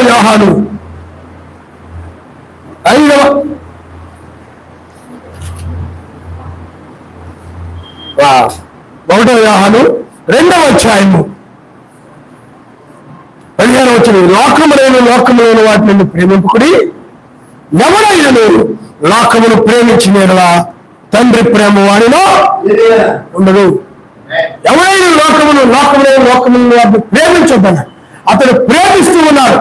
తన ఇల్లుని, చీరలని, బట్టలని అన్నిటినీ ప్రేమిస్తూ ఉన్నాడు. డబ్బుని అతను ప్రేమిస్తున్నాడు. తన కోసమే కొనుక్కున్నాడు. తన భార్య కోసం చీర కొనుక్కుంటున్నాడు, తన కోసం కొనుక్కుంటున్నాడు. కానీ అతడు సమాజంలో ఎవరైనా ఆ యొక్క పేద స్థితిలో ఉన్నారేమో చీర కొందాం, నా భార్య కూడా ఉన్నారు కదా చీర కొందాం, లేకపోతే సహోదరులు నా కోసం నేను కోరుకున్నాను కదా. పేదవాళ్ళు ఎవరైనా సమాజంలో ఉన్నారు, ఆ బ్రదర్కు ఇబ్బంది పడుతున్నాడు, అతను జత బట్టలు కొందాం. ఏనాడు కూడా అతను ఆలోచించి ఉన్నాడు. తన భార్య కొనుక్చేవాడు, తన కొనుక్కోవాడు, కొనుక్కుంటూ బండి మీద తిరిగేవాడు. తిప్పుకుంటా బండి తిప్పుకుంటా అలాగే తిప్పుకుంటా అవి వేసుకొని ఒక 2 రోజులు చేస్తారు. ఒక 2 అయితే సరే ఎవరు కనపడరు, ఎవరు చూడమని అలా ఆలోచించలేదు అక్కడ ఎప్పుడు కూడా. నేను కూడా అలా ఉన్నట్లయితే ఏమి ఉపయోగం లేదు. జనాలు ఇతరుల కొరకు జీవించడమే నిత్య జీవం. నీ కోసం నువ్వు జీవించడం, నీ కోసం నువ్వు బ్రతకడం కాదు నిత్య జీవం అంటే. ఇతరుల కోసం జీవించడమే నిత్య జీవం అని చెప్పారు. ఆయన నామస్కారం. హల్లెలూయా, హల్లెలూయా. కాబట్టి ఆ ధనవంతుడు ఆస్తిపరుడు పరలోక రాజ్యాన్ని ఏం చేసి చెప్పండి ధృవీకరించాడు అతను. తర్వాత చూడమ్మా,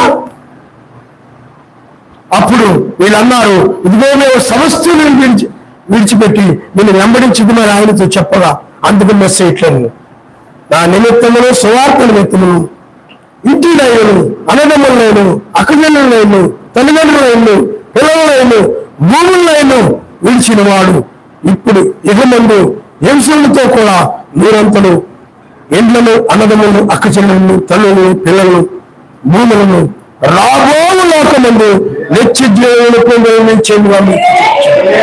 ఆయన మాటను మనకు నమ్ముతున్నాం. ఆయన హల్లెలూయా.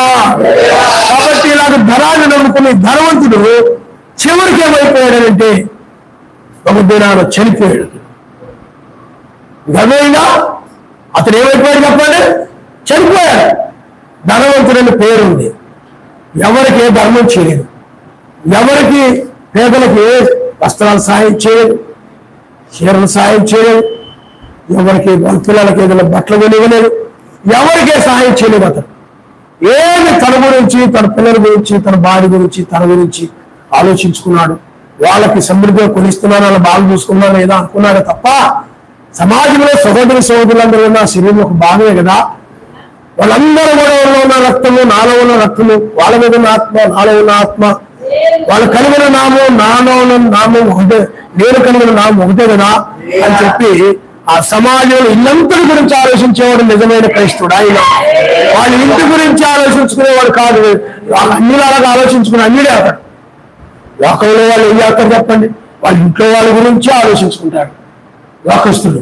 కానీ మన వాళ్ళ కాదు, మన ఇల్లు, ఆ సమాజము, ఆ ఇల్లంతటిలో మోసే నమ్మకమైన వాడను, ఆ ఇల్లంతటి గురించి, ఆ ఇంట్లో ఉన్న పిల్లల గురించి, సహోదరులందరి గురించి ఆలోచించేవాడే నిజమైనటువంటి పరలోక సంబంధమైనటువంటి క్రైస్తవుడు. ఆయన నామనిస్తాడు.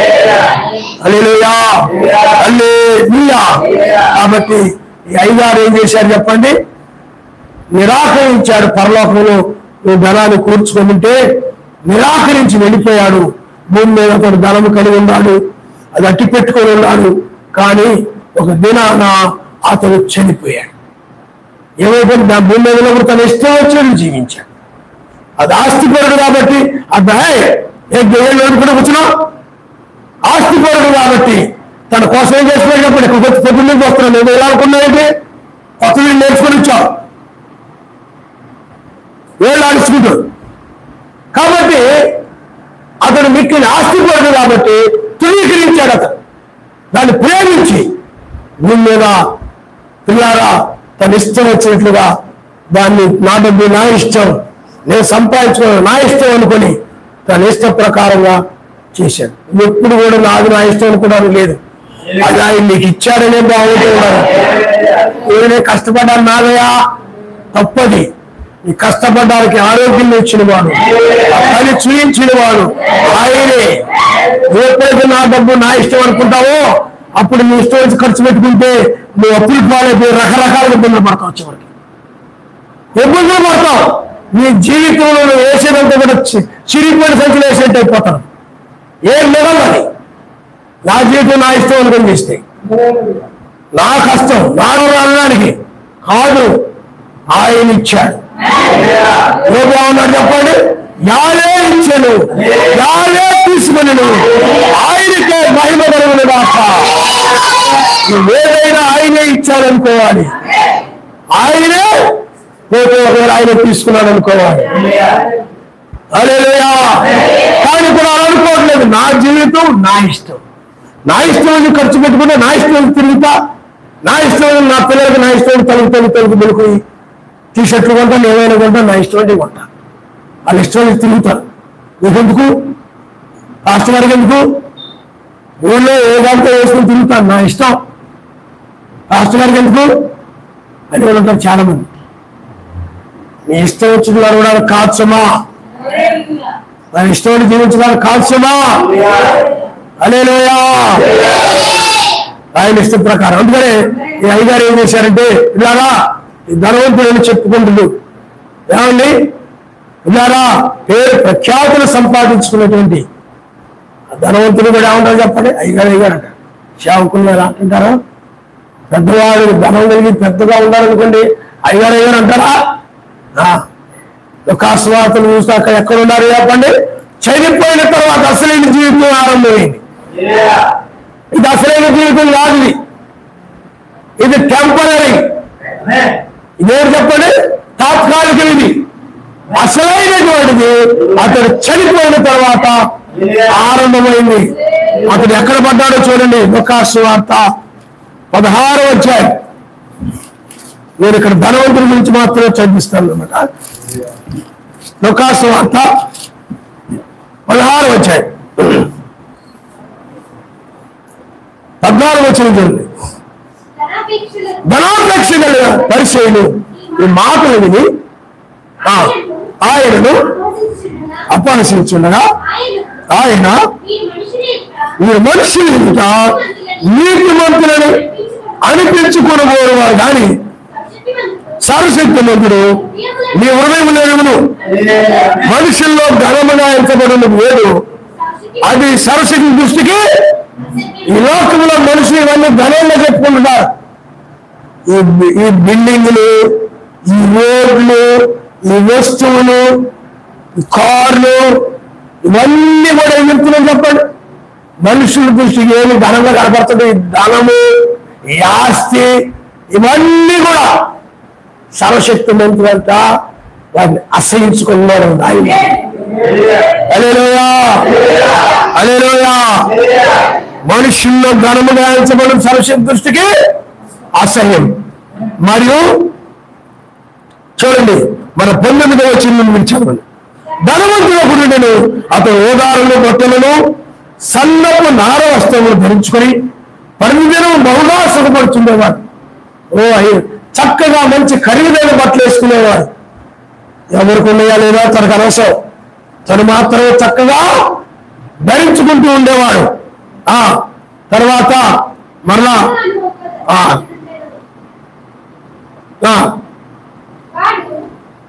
చూడమ్మా, తర్వాత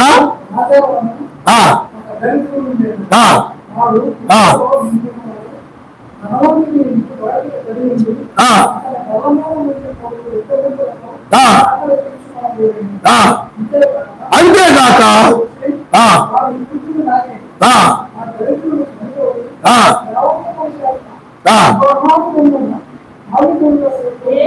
అబ్రాహామును అనుకునేందుకు వెళ్ళిపోబడిను. ఇక్కడ చూడండి, ధనవంతుడు కూడా చనిపోయి పాతి పెట్టబడిను. చూడండి, ఆ ధనవంతుడు చనిపోయేటప్పుడు చాలా ఘనముగా మంచి బండి మీద రకరకాల పువ్వులు, రకరకాలుగా మంచి సువాసన వెదజల్లే విధంగా ఒక వాహనం మీద అతను పడుకోబెట్టి, అంటే ఇప్పుడు కాలాన్ని పోలి చెప్తున్నారు. అప్పుడు ఉన్నాయా ఏంటి బైబిల్ రుజువుకుంటే కాదు, ఈ భాషలో మీకు చెప్తే అర్థమవుతుంది. అర్థమైందా మీకు? కాబట్టి పిల్లారా, ఆ విధంగా మంచి వాహనం మీద ఊర్లో వెళ్ళగా తీసుకెళ్ళిపోతున్నారు. డబ్బు ఉంది కాబట్టి మంచి ఖరీదైన వాహనం పెట్టారు. ఖరీదైన పూలతో ఆ వాహనాన్ని అలంకరించారు. ఖరీదైనటువంటి అతని యొక్క పెట్టెలు తయారు చేయించారు. ఆ పెట్టెలో పడుకోబెట్టారు. ఆ శవాన్ని ఆ బండి మీద పెట్టారు. ఊరేగింపుతో తీసుకుపోతున్నారు. జనం వేల మంది చూస్తా ఉన్నారన్నమాట. తీసుకొని వెళ్ళి చాలా మంది పాస్టర్లు, సతీష్ కుమార్ గారు, జాన్ నెస్లీ గారు, ఏమండి వాళ్ళ సంఘాలకు వెళ్ళేవాడు అనుకున్నాం. ఎందుకంటే ఆ సంఘాలు ధనవంతులు ఎక్కువ మంది వెళ్తారు. ఇలాంటి చిన్న చర్చికి రావంటే వాళ్ళకి నామోషిగా ఉంటుంది. అదే ఆ చర్చికి కనుక గొప్పగా ఉంటుంది అనమాట. ఈ చర్చి కనుక సతీష్ కుమార్ గారు చర్చి పెద్ద చర్చి గొప్పగా ఉంటుంది. ఈ దుబ్బల మీద చర్చికి వెళ్ళామనుకుంటే ఆ చర్చా లోకంలో చెప్తారు కదా మరి, అందుకని ఆ చర్చి చెప్పరు, రారు. ధనవంతులు ధనము కలిగిన చర్చికి వెళ్తారు. అక్కడికి ఆ సతీష్ కుమార్, జాన్ వెస్లీ, శ్యామ్ కిషోర్ గారు, దినకరణ గారు కొడుకు పాల్ దినకరణ, చాలా మంది పాస్టర్లందరూ పిలిపించారు. అందరూ పాస్టర్లు వచ్చారు. సమాధి దగ్గర ప్రార్థన చేశారు. ఒకరి తర్వాత పరలోకంలో నిద్రించాడు, ప్రభువుని నిద్రించాడు, పరలోకం వెళ్ళిపోయాడు అనుకుని ప్రార్థన చేశారు. సమాధిలో పెట్టారు, పూర్తి చేశారు. చాలా సుందరంగా సమాధిని పెట్టారు. కానీ ఇప్పుడు ఎక్కడికి వెళ్ళాడంటే నరకములోకి వెళ్ళిపోయాడు. ఆయన చెప్పాడు, ధనవంతుడు పరలోక రాజ్యాన్ని ప్రవేశించడం చెప్పాడు. ఆస్తిపరుడు పరలోక రాజ్యానికి ప్రవేశించనేరడు. పరలోకములో ధర్మ కూర్చుకున్నవాడే పరలోకానికి వెళ్తాడు. భూమి మీద తన కొరకు ధర్మ కూర్చుకున్నవాడు పరలోక రాజ్యానికి రాదు అని చెప్పాడు ఆయన.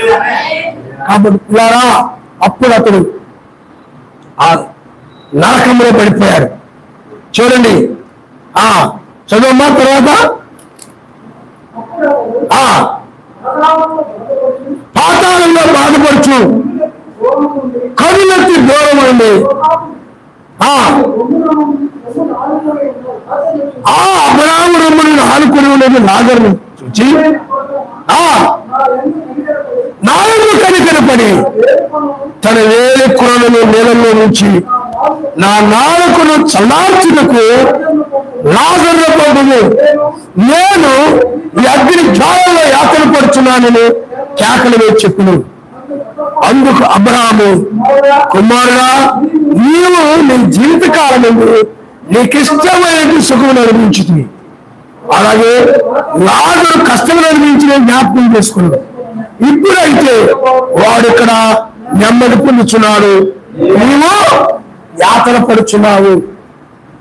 చూడండి, అతను ఎక్కడికి వెళ్ళాడంటే పాతాళంలో పడిపోయాడు. అప్పుడు అతడు పాతాళంలో బాధపడుచు కన్నులెత్తి దూరం నుండి అబ్రాహామును అతడు రొమ్మును ఆనుకుని లాజరును చూసి, తండ్రి అయిన అబ్రాహామా, నా యందు కనికరపడి తన వేలి కొనలు నీళ్ళలో నుంచి నా నాలుకను చల్లార్చుటకు లాజరును పంపము. ఎందుకంటే ఆ పాతాళంలో నాలుక ఎండిపోతా ఉంది. ఎందుకంటే అలా ఉంటుంది అనుకోలేదు. అలా ఉంటుంది అనుకున్నట్టయితే మెస్సే మాట వినేవాడే, తను కనుగొన్న దాన్ని అన్ని పేదలకు ఇచ్చేవాడే. ఏమండి, ఈనాడు కూడా చాలా మంది యవ్వనస్తులైన పిల్లలు కానీ పాపాన్ని మానండి, లోక స్నేహాలు మానండి, అబ్బాయిల మీద మనసు కలిగి ఉండకండి, లేకపోతే పురుషులు కానీ స్త్రీలు కానీ లోకం వాడిని ప్రేమించకండి, సరస్వతి ముగ్గురితో రాబోతా ఉంది, నాశనం కాబోతా ఉంది అని వినలేదు. ఇతడు కూడా ఏమనుకున్నాడు చెప్పండి? వినలేదు, నమ్మలేదు, పట్టించుకోవాలా, ప్రార్థన చేసుకుంటే పట్టించుకోవాలా. ఈరోజు చాలా మంది ప్రార్థన చేసుకున్నాం. 2-3 రోజులు పల్లె ఇంటి దగ్గర పడుకుంటావు తప్ప బండేసుకొని అట్టి ఇల్లు తిరిగి ఇంటికి ఎదుగా బిర్యానీ, చికెన్ కాదు, లేకపోతే చాయ్ తీసుకొచ్చి ఇంటి దగ్గర వండి తినేస్తాను. 2 రోజులు ఇంటి దగ్గర ఉంటాను కదా, శుభ్రంగా ఉండి ఇద్దరు ఫ్రిడ్జ్ లో పెట్టి మళ్ళీ రేపు కూడా తింటాను ఉంచు అని అంటావు తప్ప, రోజులు ఖాళీగా ఉంటాను కదా, పిల్లల్ని తీసుకుని వెళ్ళి మందిరంలో మనం ప్రార్థన చేసుకుందాం. పిల్లలు కాదు కదా, రోజు ప్రార్థన ఆయన సన్నిధిలో అలవాటు అవుతుంది. ఆ విధంగా నేర్చుకుంటారని కనీసం జ్ఞానము బుద్ధి ఏముంది. ఎన్నిసార్లు వాక్యం విన్నా, వాక్యం దారిదే, ఈ దారి నీదే. ఆ 2 రోజులు ఇంటి దగ్గర ఉన్నా, 1 రోజు ఇంటి దగ్గర ఉన్నా ఖాళీగా ఉంటావు తప్ప, అవసరమైతే మీ భార్యని పిల్లలు ఎక్కించుకొని బండి మీద ఎక్కించుకొని ఆ మార్కెట్కి తీసుకెళ్ళి ఈ మార్కెట్కి తీసుకెళ్ళి భార్యను ఆ మాత్రం చూసుకోకపోతే ఎలాగా, తిప్పకపోతే ఎలాగా అని సంతోషపడి మురిసిపోతుంటావు. తిప్పానని అటు ఇటు తిప్పానని ఒకటే సంబరపడిపోతుంటావు, కొనుక్కుంటుంటాను, గొప్పైపోతుంటాను. అది కాదు నువ్వు చేయాల్సింది. సరిగ్గా గడిపావా, సమయాన్ని సద్వినియోగం చేసుకున్నావా, ఆనవాళ్ళు చెప్పడం. ఈయన బుద్ధి లేకుండా సమయాన్ని సద్వినియోగం చేసుకోకుండా 2 రోజులు పని లేకపోయినా అలాగైనా ఉంటున్నాడు. ఏమంటే ప్రార్థనకి వెళ్దామని నా అందం వండి పెట్టుకుంటే చక్కగా వండి పెట్టదు. ఇంటి దగ్గర ఉంటారు కదా, ఇది చేసి పెడదాం, బాగా నీళ్ళు నోట్లో పెట్టేద్దాం, దేహం దాకా అనుకుంటారు తప్ప వెళ్దాం, ప్రార్థన చేసుకున్నాం. చాలాసార్లు ఆయన పాస్టర్ గారు చెప్తున్నారు కదా, మనం ఓబట్టలేదు ఏంటండి, మనం వెళ్దామని జ్ఞానం బుద్ధి కలగట్లేదు ఏంటండి, మనకు ఆ మనసు ఉండలేదు ఏంటండి, మనం విడిచిపెట్టబడతామా ఏంటి అని కూడా అనం, ఏమనం. అర్థమైందా? ఇంటి దగ్గర ఉన్నాడు, 3 వండుదామా, 5 వండుదామా, 7 వండుదామా, ఆలోచన చేయి. అందుకని పిల్లలకి ఆ ప్రార్థన అలవాటే లేదా. పిల్లలు 1 రోజు 2 రోజులు ఆయన మందిరంలో అలవాటు చేస్తే వాళ్ళు కూడా ఇబ్బంది వచ్చినా కష్టం వచ్చినా వాళ్ళంతలో వచ్చి ప్రార్థన చేసుకుంటారు. మందిరం నేర్పే కదా, నువ్వు ఊరి మీద తిరగడం నేర్పుతావు, ఇల్లంతా తిరుగుతాం నేర్పుతావు, ఆ ఇంటికి వెళ్ళడం నేర్పుతావు, మందిరానికి వచ్చి ప్రార్థన చేసుకోవడం నేర్పు వాళ్ళకి. అందుకని వాళ్ళకు కూడా అలవాటు ఉండదు. రాజులు రమ్మంటే ఇలా చూస్తుంటారు, ఏదో అడిగి తీసుకుపోతున్నట్టు. కాబట్టి ఆలోచన చేయండి, మీరు పిల్లల్ని ఆ విధంగా పెంచుతున్నారు. ఎందుకంటే మాట వినకపోతే మనం ఏం చేయలేం. అదేగా వినేవారుగా ఉన్నప్పుడు వారిని ఆయన సెలవు తీసుకొచ్చింది. మిగతా వాళ్ళు ఆటోమేటిక్ రావడం, మిగతా వాళ్ళు ఆటోమేటిక్ ఎప్పటికప్పుడు వస్తారు. ఇంట్లో ఎవరైనా కుర్రోళ్ళు రావట్లేదు, అమ్మాయి రావట్లేదు అనుకుందాం, ఏమండి ఎప్పుడొకప్పుడు ఆయన ఏం చేస్తా చెప్పండి, తీసుకొస్తాడు. ఆయన ఏర్పాట్లో ఉంటాయి, ఆయన ఏర్పాట్లో లేదనుకోండి. ఇక ఆయన నాశనం చేయాలి నిర్ణయించుకున్నాడు ఏం చెప్పండి, వాళ్ళు బుద్ధి మార్చుకోరు, వాళ్ళ స్వభావం మార్చుకోరు, వాళ్ళు అలాగే ఉంటుంటారు. అలాగా కాబట్టి పిల్లారా ఆ విధంగా ఈ యొక్క అతను ఆస్తి విషయంలో వెళ్ళాడు, మనం ఈ విషయంలో వినవడం అన్నమాట. అదేగా కాబట్టి పిల్లారా ఇతరులు ఆ విధంగా విననందువల్ల, లెక్క చేయనందువల్ల, మాట వినందువల్ల, ఆడమాట నేను లెక్క చేసేదన్నట్టుగా సీరియస్ గా ఆ యొక్క పట్టించుకోకుండా ఉన్నందువల్ల అతడు పాతాళంలో పడిపోయిన తర్వాత అర్థమైంది. పాతాళంలో ఏమని చెప్పడం సుఖంగా ఎక్కడ ఉన్నట్టే ఒకటి అనుకోకండి, ఎక్కడ మీ ఆయన చూసుకున్నట్టు అక్కడ కూడా ఎవరికైనా చూసుకుంటారు అనుకోకండి, ఆవిడ కూడా అక్కడికి వచ్చి చూస్తుంది అనుకోగా, ఆయన చూస్తాడు అనుకోగాదు. ఎవరి ముందు సరిపోతారో ఎవరెవరు సరిపోతారు. కానీ ఇప్పుడు మనం అది కోరుకోవట్లేదు, ఎందుకంటే శరీరం మార్పు చెంది ఎత్తబడాలి మనకు. హల్లెలూయా హల్లెలూయా. కాబట్టి పిల్లారా అతను ఎక్కడ పడ్డారయ్యారంటే నాన్న పాతాళంలో పడిపోయినప్పుడు నీరు లేదు, త్రాగడానికి నీరు అక్కడ ఏ బావులు లేవు, ఏ కుళాయిలు లేవు, ఏది లేవు అక్కడ. ఎక్కడ చూసినా మంటలే. ఆ యొక్క ఎండాకాలంలో ఎలాగైతే దాహం వేస్తుందో, ఎండాకాలంలో ఎలా వేడిగా ఉంటుందో దానికంటే ఇంకా ఎక్కువ వేడిగా ఉంది అక్కడ. ఆ వేడిగా ఉంది, ఆ వేడికి ఆ ఎండకు ఎలాగైతే దాహం వేస్తూ ఇతరు కూడా అలా దాహం వేస్తూ నిలవలాడిపోతున్నాడు. అబ్రామా నా ఇల్లు కనికరపడి ఏ ఆస్తిని కాపాడింది అతన్ని, అతని డబ్బే ఉన్న అతన్ని కాపాడిందా, అతని బంగారం ఏమైనా అతన్ని కాపాడిందా, అతని యొక్క భూములు ఏమైనా అతన్ని కాపాడాయా, అతని యొక్క భార్య గారి పిల్లలు గారు ఎవరైనా కాపాడారా? ఎవరు కాపాడలేదు, ఎవరు అక్కడ లేరు. అబ్రహాము కనపడుతున్నాడు, అబ్రహాము యొక్క నేను లాభం కనపడుతున్నాడు, అడుగుతున్నాడు, కనికరం పడమని అడుగుతున్నాడు. చాలా వేగంతో అడుగుతున్నాడు, కనికరం చూపించండి, నా మీద జాలి పడండి, కఠినంగా ఉండొద్దు, కనికరపడండి నా కుమారుడా. ఓ సమాజంలోని వారులారా, విడిచిపెట్టబడితే అలాంటి స్థలంలోనికి వెళ్తారు.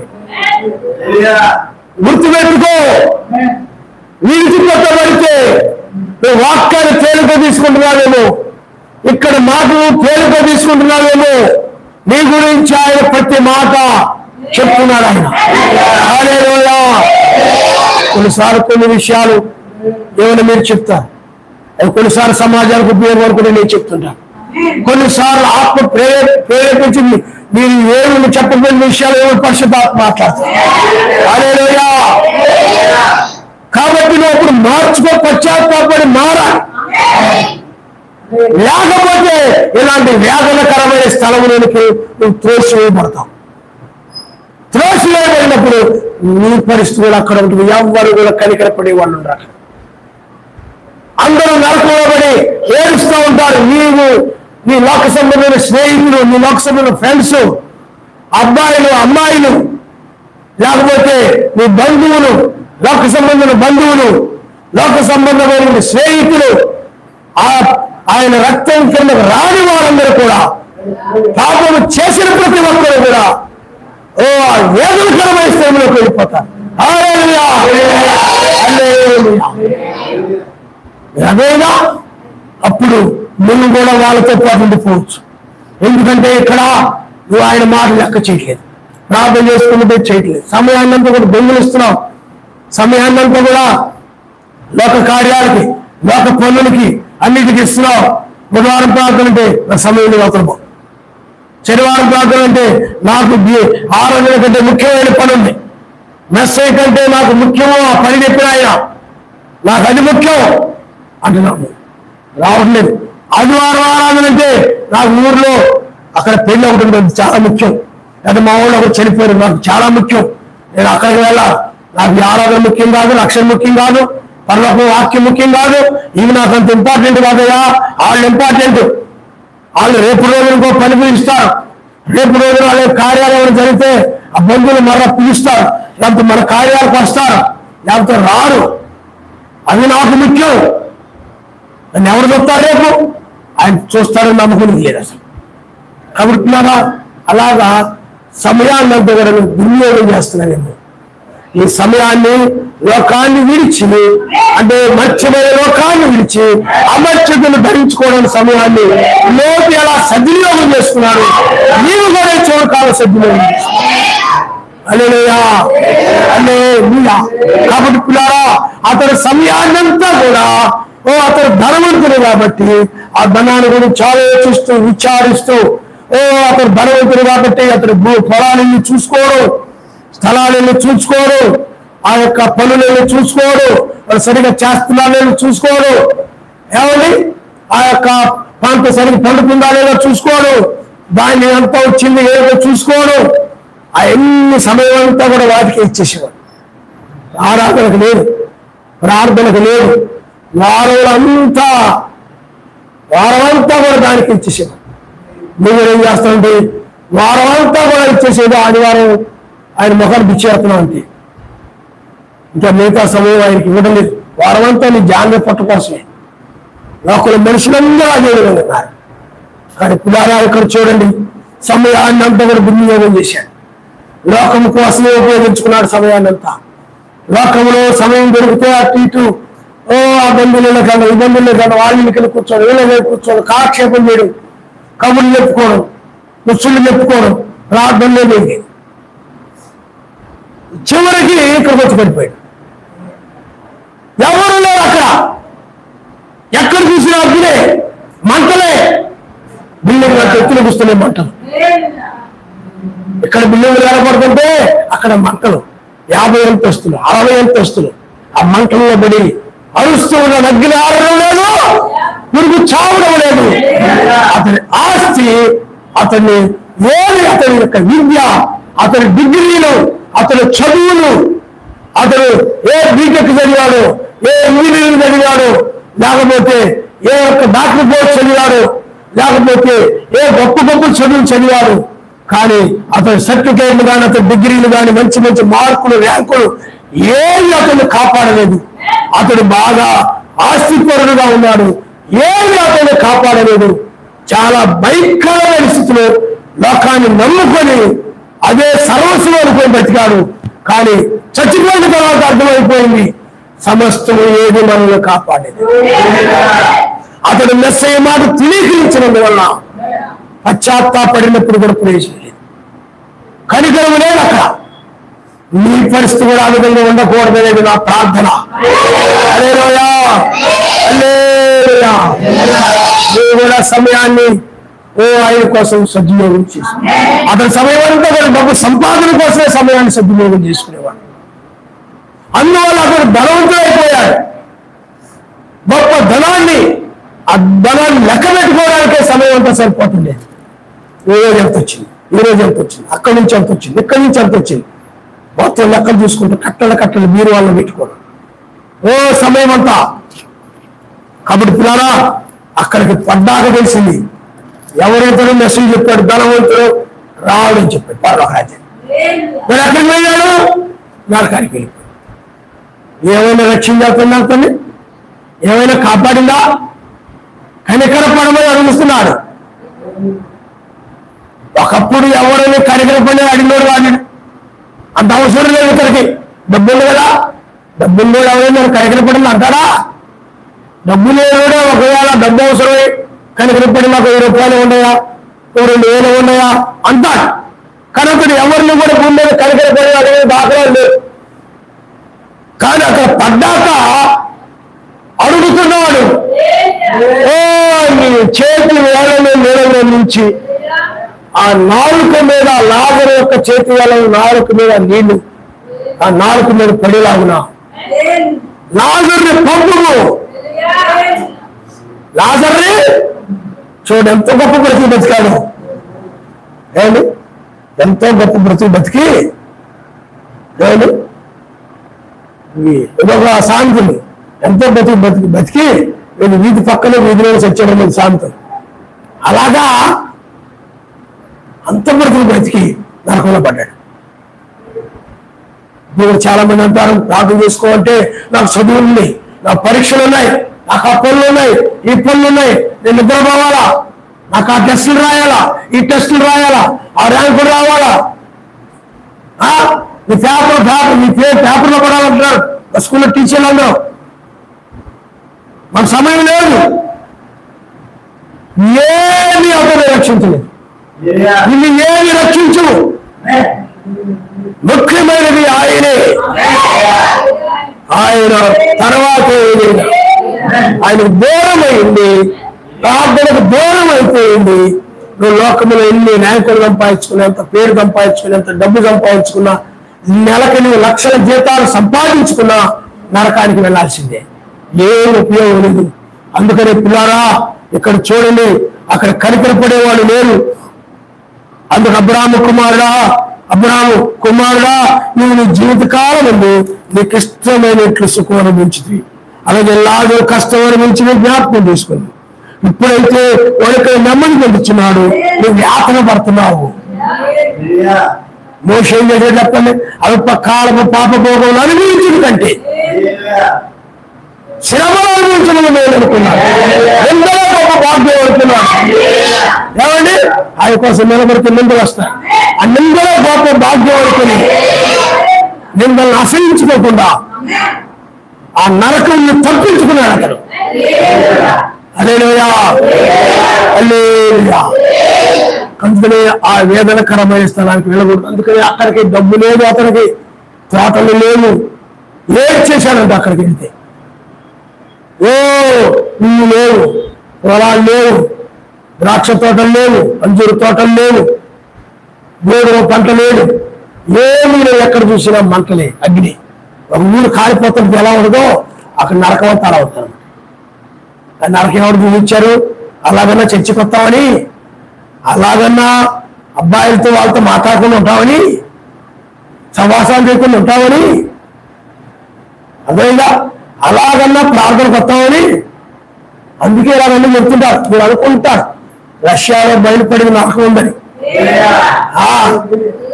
అదేగా నరకం ఉందని రష్యాలో. అతడు ఎక్కడ ఉండి మీ వద్దకు దాటబోరువారు దాటి ప్రజాలకుంటున్నట్లు, అక్కడ వారు మా యొద్దకు దాటి రాజాలకుంటున్నట్లు మాకులు మీకుల మధ్య మహా అగాధం ఉన్నదని చెప్పాను. చూడండి, అక్కడ ఏమి కనికరం దొరకల. ఎవరిని మీద కనికరపడరు. మా అమ్మ ఉంది కదా, మా నాన్న ఉంది కదా, మా నాన్నకు నేను ఇష్టం, మా అమ్మకు నేను ఇష్టం అని అనుకోవచ్చు. అక్కడ ఏముండదు, ఎవరికి నేను ఇష్టం అక్కడ. ఏమండి అబ్రాహాము ఏమైనా ఇష్టపడేవాళ్ళు చేశారా? ఏమీ లేదు అక్కడ. అతడు పాపములను బట్టి, అతడు లోకములను ప్రేమించాడు కాబట్టి, అతడు మిక్కిని వ్యసన వరకు వెళ్ళిపోయాడు కాబట్టి పరలోకంలో అతను కూర్చుకోలేదు. అతను పరలోకంలో కూర్చుకొని అతని హృదయం కనుక పైకి వచ్చేవాడే రాజు అదే పని చేశాడు. కానీ పరిస్థితి పైన భూమి మీద కూర్చుకున్నాడు, అక్కడే ఉండిపోయాడు, నరకుడికి ఏమి అతన్ని కాపాడేది. సెల్ ఫోన్లో వాళ్ళు కానీ, సెల్ ఫోన్లో చూసేవాళ్ళు కానీ, వీళ్ళు ఎవరో చూస్తుంటారు, వింటుంటారు, వాళ్ళ అమ్మకు కూడా చూపిస్తుంటారు. మా పిల్లలకి సెల్ ఫోన్ బాగా వచ్చింది, నేనే ఎరదాన్ని తింగరదాన్ని. మా పిల్లలు నాకంటే తెలివైనడు, మంచి తెలివైన ఇచ్చాడు దేవుని స్తోత్రం. సెల్ ఫోన్ బాగా ఆన్ చేస్తున్నారు, బాగా ఇది చేస్తున్నారు, నాకు అన్ని చూపిస్తున్నారు. మా పిల్లలు మురిసిపోతుంటారు, వాళ్ళు ఈ నరకానికి తీసిపోతారు. అదేగా పిల్లల ద్వారా వెళ్ళిపోతారు ఎక్కువ నరకానికి. కాబట్టి పిల్లరా ఆలోచన చేయండి. అప్పుడు అతని తండ్రి అలాగైతే నాకు 5 సహోదరులు ఉన్నారు, వారి వేదనకరమైన స్థలము రాకుండా వారికి సాక్ష్యం ఇచ్చుటకి నా తండ్రి ఇంటికి వారిని పంపవాలని నేను వేడుకొనుచున్నాను. అందుకు అబ్రాహాము వారి యొక్క మోషే ప్రవక్తలు ఉన్నారు, వారి మాటలు వినవలని అతను చెప్పగా. చూడండి, మోషే ప్రవక్తలు ఉన్నారు, వారి మాట వినవలని చెప్పాడు. మోషే ప్రవక్తల మాట. అందుకని ఎప్పుడు కూడా ప్రవక్తల మాట, సర్వశక్తివంతుని మాటే ప్రవక్తల మాట. వాళ్ళు అదే చెప్తారు, సొంత చెప్పుకోవడానికి, సొంత చేయడానికి రాలేదు. ఏమంటారు చెప్పండి, నా తండ్రి చిత్తమని నెరవేర్చుడికి వెళ్ళి వచ్చాను. నమ్మకమైన రాయబారి అంటే ఏం చెప్పండి? ఎవరికైనా ఒక పని అప్పగిచ్చి ఇది చేయాలని చెప్పామనుకోండి, మనం చెప్పింది కాకుండా వాడు ఇంకోటి చేసుకొచ్చి ఇంకోటి చెప్పొచ్చాడు అనుకోండి, నమ్మగలమా? నమ్మకమైన రాయబారి కాదు. మనం ఏం చెప్పాడు దాన్ని చెప్పకుండా తన సొబుద్ధితో ఇంకోటి చెప్పి తను తెలివైన అనిపించుకోవాలని, నాకు తెలివితేటలు అనిపించుకోవాలని అతను చెప్పాడు అంటే మనం నమ్మం అతన్ని. అలాగే మెస్సయ్య కూడా ఆయన ఏది చెప్పాడు కానీ చెప్పాలి తప్ప ఆయన చెప్పింది కాకుండా నాకు తెలిసిన మెస్సయ్య కంటే నాకు ఎక్కువ బాగా తెలిసి నేను చెప్పాను అనుకోండి, ఉపయోగం ఉందా? లేదు, ఏం ఉపయోగం ఉండదు. అందుకని ఆ స్వరం ఆయన దగ్గర నుండి రావాలి. హల్లెలూయా! వర్తమానం ఆయన దగ్గర నుండి వస్తుంది. కాబట్టి ఆ ధనవంతుడు ఎక్కడికి వెళ్ళిపోయాడు చెప్పండి? లోకంలో బహు సుఖముగా జీవించాడు, బహు గొప్పగా జీవించాడు, కానీ నరకంలో పడిపోయాడు. వేదన, అగ్నితో శరీరం కాలిపోతుంది. అగ్నితో ఏమవుతుంది? శరీరం కాలిపోతుంది. కానీ అగ్ని ఆరడం లేదు, పురుగు చావడం లేదు. అగ్ని ఆరడం లేదు, మనిషి చచ్చిపోడు. ఇక్కడైతే ఏమిటి? అగ్ని ఆరిపోద్ది, భూమి మీద మనిషి పురుగు చచ్చిపోద్ది. కానీ అక్కడ అలా ఉండదు. వేదన, ఎంత వేదనో చూడండి, ఎంత వేదనో చూడండి. అంటే అది ఎన్ని ఏళ్ళు ఉండదో తెలియదు. ఇంకా ఆ వేదన, ఆ బాధ, ఆ దుఃఖము, ఆ అరుపులు, ఆ నరకం ఎన్ని ఏళ్ళు ఉండదో తెలియదు. అది వాళ్ళు 1000 ఏళ్ళు ఉండదో, ఆ 1000 ఏళ్ళు నరకంలో ఉంటారో, లేదా 2000 ఏళ్ళు నరకంలో ఉంటారో తెలియదు. దాని కూడా ఒక ముగింపు అనేది ఉండగాని, కానీ ఎన్ని వేల సంవత్సరాలు అనేది తెలియదు. అంత భయంకరంగా అక్కడ శ్రమ పడాల్సి వస్తాయి. ఇక్కడ ఎండకే విలువలు ఆడిపోతుంటాం, ఏసీ వేసుకుంటే బాగుండు అనుకుంటాం, విలువలు ఆడిపోతుంటాం. అక్కడ అలా ఏసీ వేసుకుని ఉండలేము. అర్థమైందా? ఏసీ వేసుకుని అక్కడేమి ఉండలేము. చాలా భయంకరంగా ఉంది, చాలా వేదనకరంగా ఉంది. ఎవడు కూడా నిన్ను రక్షించా లేడు. ఆ వేదనకరమైన స్థలంలోకి నువ్వు వెళ్ళకూడదు. హల్లెలూయా! దాని నుండి తప్పించుకోవడానికే ఆరాధన, దాన్ని తప్పించుకోవడానికే ప్రార్థనలు, దానిని తప్పించుకోవడానికే సమయాన్ని ఆయనకి ఇవ్వడం, దానిని తప్పించుకోవడానికే పనులను కూడా మానుకొని పనులు నష్టపోయినా సరే ఆయన సన్నిధికి రావడం. ఏమండి, నువ్వు రావడం అయితే కూడా నేను మాదిరికరంగా తీసుకుంటా. బ్రదర్ కూడా అసిస్టెంట్ కూడా ప్రార్థనకు మానే బుధవారం మాట, శనివారం మాట, ఆదివారం మాట మానే నేను కూడా అలా రావాలి. మాదిరికరంగా ఉండాలి. హల్లెలూయా! ఎందుకు ఇవన్నీ చేస్తున్నావు? ఎందుకు పరిస్థితుల అవసరాలు పాల్పొందుతున్నాడు? ఈ వేదనకరమైన స్థలంలోకి వెళ్ళకుండా ఉంటాను. యవనస్తులు ఎందుకని, నాకు యవనస్తులైన ఆడపిల్లలు ఎందుకని వాళ్ళు లోకస్తుల పిల్లలతో సహవాసం చేయకుండా ప్రత్యేకంగా ఎందుకుంటున్నారు అంటే నరకంలో బలకుండా ఉండడానికి. ఆ అబ్బాయి ప్రేమలోను, అబ్బాయి ప్రేమలోను, ఆ అమ్మాయి ప్రేమలోను, ఆ కాలేజీలోను, అక్కడ ఎక్కడో కుదా అక్కడ ఇక్కడ పడలేదు. ఎవరి ప్రేమలో పడకుండా ఎందుకుంటున్నా? నరకం నుండి తప్పించుకోవడానికి. దేనికి? నరకం నుండి, నరకం నుండి తప్పించుకోవడానికి యవనస్తులు మీరు ప్రత్యేకంగా ఉన్నారు. లేకపోతే ఆయన నరకంలో పడేసి మిమ్మల్ని శిక్షిస్తాడు. జాగ్రత్తగా ఉండకపోతే అప్పుడు మీ బాయ్ ఫ్రెండ్స్, గర్ల్ ఫ్రెండ్స్, లేకపోతే వాళ్ళు వీళ్ళు ఎవరు మీ బెంచిన దగ్గరకు వచ్చి స్కూల్లో మాట్లాడి కబుర్లు చెప్పేవాళ్ళు, మీరు స్కూల్ అయిపోయిన దొరకముచ్చని చెప్పుకుంటా ఇంటికి వస్తుంటారే, వాళ్ళు ఎవ్వరు కూడా మీ ఫ్రెండ్స్ ఎవరు నేను రక్షించరు. మీకు ఈ కృప ఉంది కాబట్టి ఈ మాటలు వింటున్నా. ఈ మాటలు బట్టి మీరు ఆ వేదనకరమైన స్థలము నన్ను వెళ్ళనివద్దు ఆయన అడగాలి. మనం ఆయన్ని అడగాల లేదా? నిద్రపోవాలా? నువ్వే నిద్రపోతున్నావు. రాత్రి పొద్దుపోయిన దాకా సెల్ ఫోన్ చూసుకుంటా.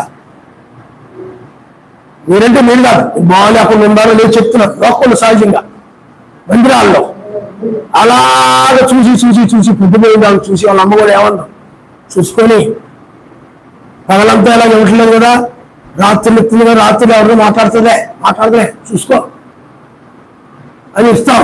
1 గంట 2 గంటల దాకా అలా చూస్తూ ఉంటారు, ఇక్కడికి వచ్చి తోలుతూ ఉంటారు. చాలా చర్చలు అది జరుగుతుంది. సమయాన్ని మనం ఏం చేయాలి చెప్పండి? సెల్ ఫోన్కి వారు గంటల కొలది ఇచ్చేస్తున్నారు అన్నమాట. వాక్యం వేయడానికి అయితే పర్లేదు. కొంతమంది వాక్యం పెట్టుకుని పనులు చేసుకుంటూ వాక్యం వింటూ వాక్యం వింటూ అయిపోయిన తర్వాత ప్రార్థన చేసుకునే వాళ్ళు ఉన్నా. నువ్వు అలా నీకు ఆలోచన నీ మట్టి పొరకు అలాంటి ఆలోచనలు రావు, నీ హృదయానికి అలాంటి ఆలోచనలు రావు. ఎప్పుడేం తిందామా, బండి వేసుకుని ఇటు తిందామా అనే తప్ప ఇలాగ వాక్యం ఉన్నాం ఏమో దాన్ని చదువుకోవడం కాదు అవసరం కదా మనకెందుకులే. ఏది అవసరం చెప్పండి ఈ రోజున ఒకరితో తప్పించుకోవడానికి సమయం లేదు. ఈ సమయం కొద్ది సమయాన్ని ఆయనకి ఇల్లు లేకపోతే వేదనకరమైన స్థలంలో పడిపోతావు. అక్కడ అగ్ని ఆరదు, పురుగు చావదు. నీ మీద కనికరపడే వాళ్ళు ఎవరు ఉండరు. నీకు ఇక్కడ నీకు నేను చూసుకునే అక్కడ చూసుకునే వాళ్ళు ఎవరు కూడా ఉండరు. చాలా భయంకరమైన పరిస్థితి ఉంది. అతడు ధనాన్ని నమ్ముకున్నాడు కానీ ధనము ద్వారా నరకాన్ని తప్పించుకోలేడు. పరిశుద్ధత ద్వారానే లోకమును వాటిని ప్రేమించకుండా ఉండడం ద్వారానే అతడు పైకి వెళ్ళగలడు తప్ప లేకపోతే అతడు నరకాన్ని తప్పించుకోలేడు. అందుకనే లోకములు ఎంతో మంది ధనవంతులు ఉన్నారు, గొప్ప విద్య కలిగిన వారు ఉన్నారు. వాళ్ళందరికీ గొప్ప గొప్ప హోదాల్లో గొప్ప గొప్ప పేర్లు కలిగిన వారు ఉన్నారు. వాళ్ళందరూ ఎక్కడికి వెళ్ళిపోతారండి? నరకంలోకి వెళ్ళిపోతారు. ఎక్కడికి వెళ్తారు చెప్పండి? హల్లెలూయా హల్లెలూయా. తర్వాత చూడండి, ఇవాళ అబ్రాహాము వారి యొక్క మోషే ప్రవక్తలు ఉన్నారు, వారి మాట వినవలని అతనితో చెప్పగా అతను తండ్రి అయిన అబ్రామా అలాగ అనవద్దు. మృతుల్లోని ఒకడు వారి యొక్కకు వెళ్ళిన ఎరుగా వారు మారు మనసు పొందుకుని చెప్పాను. మృతుల్లో ఒకరు లేచి వెళ్ళినట్లయితే, మృతుల్లో ఒక లాభాలు లేచి వచ్చినట్లయితే, లేకపోతే ఇంకా ఎవరైనా వచ్చినట్లయితే మారు మనసు పొందుతారు. నువ్వు చనిపోయిన మళ్ళీ తిరిగి వచ్చారో మనం సువార్త ప్రకటించడానికి అని చెప్పి నా సహోదరులు మారు మనసు. అందుకని సహోదరు తన యొక్క రక్త సంబంధమైన వాళ్ళు ప్రేమించుకున్నారు. అతను నిజంగా మంచి మనసు ఏంటంటే, కొంతమంది అయితే నేనే ఎదురు పడుతున్నాను కదా, వాళ్ళు సుఖంగా పడుతున్నారు, అక్కడ వాళ్ళు పరలోకి వెళ్ళాలా, వాళ్ళు కూడా ఇక్కడికి వచ్చి పోవడమే అది చెప్పకుండా ఉండాలనుకుంటారు. కుళ్ళు చాలా కుళ్ళు ముద్దలు ఉంటారు. ఆ విధంగా అలా కాదు, అలా చేయలా. నాకు సహోదరులు ఉన్నారయ్యా, ఈ వేదనకరమైన స్థలం రాకుండా ఉండాలి చెప్పండి. గుర్తున్నాడు ఒకటి వెళ్ళి చెప్పండి, లేకపోతే నాలుగు వచ్చి వాళ్ళు బాధపడతారు. నేను బాధ నా సహోదరు పడకూడదని మంచి మనసు వచ్చింది అక్కడ అతను. హల్లెలూయా హల్లెలూయా.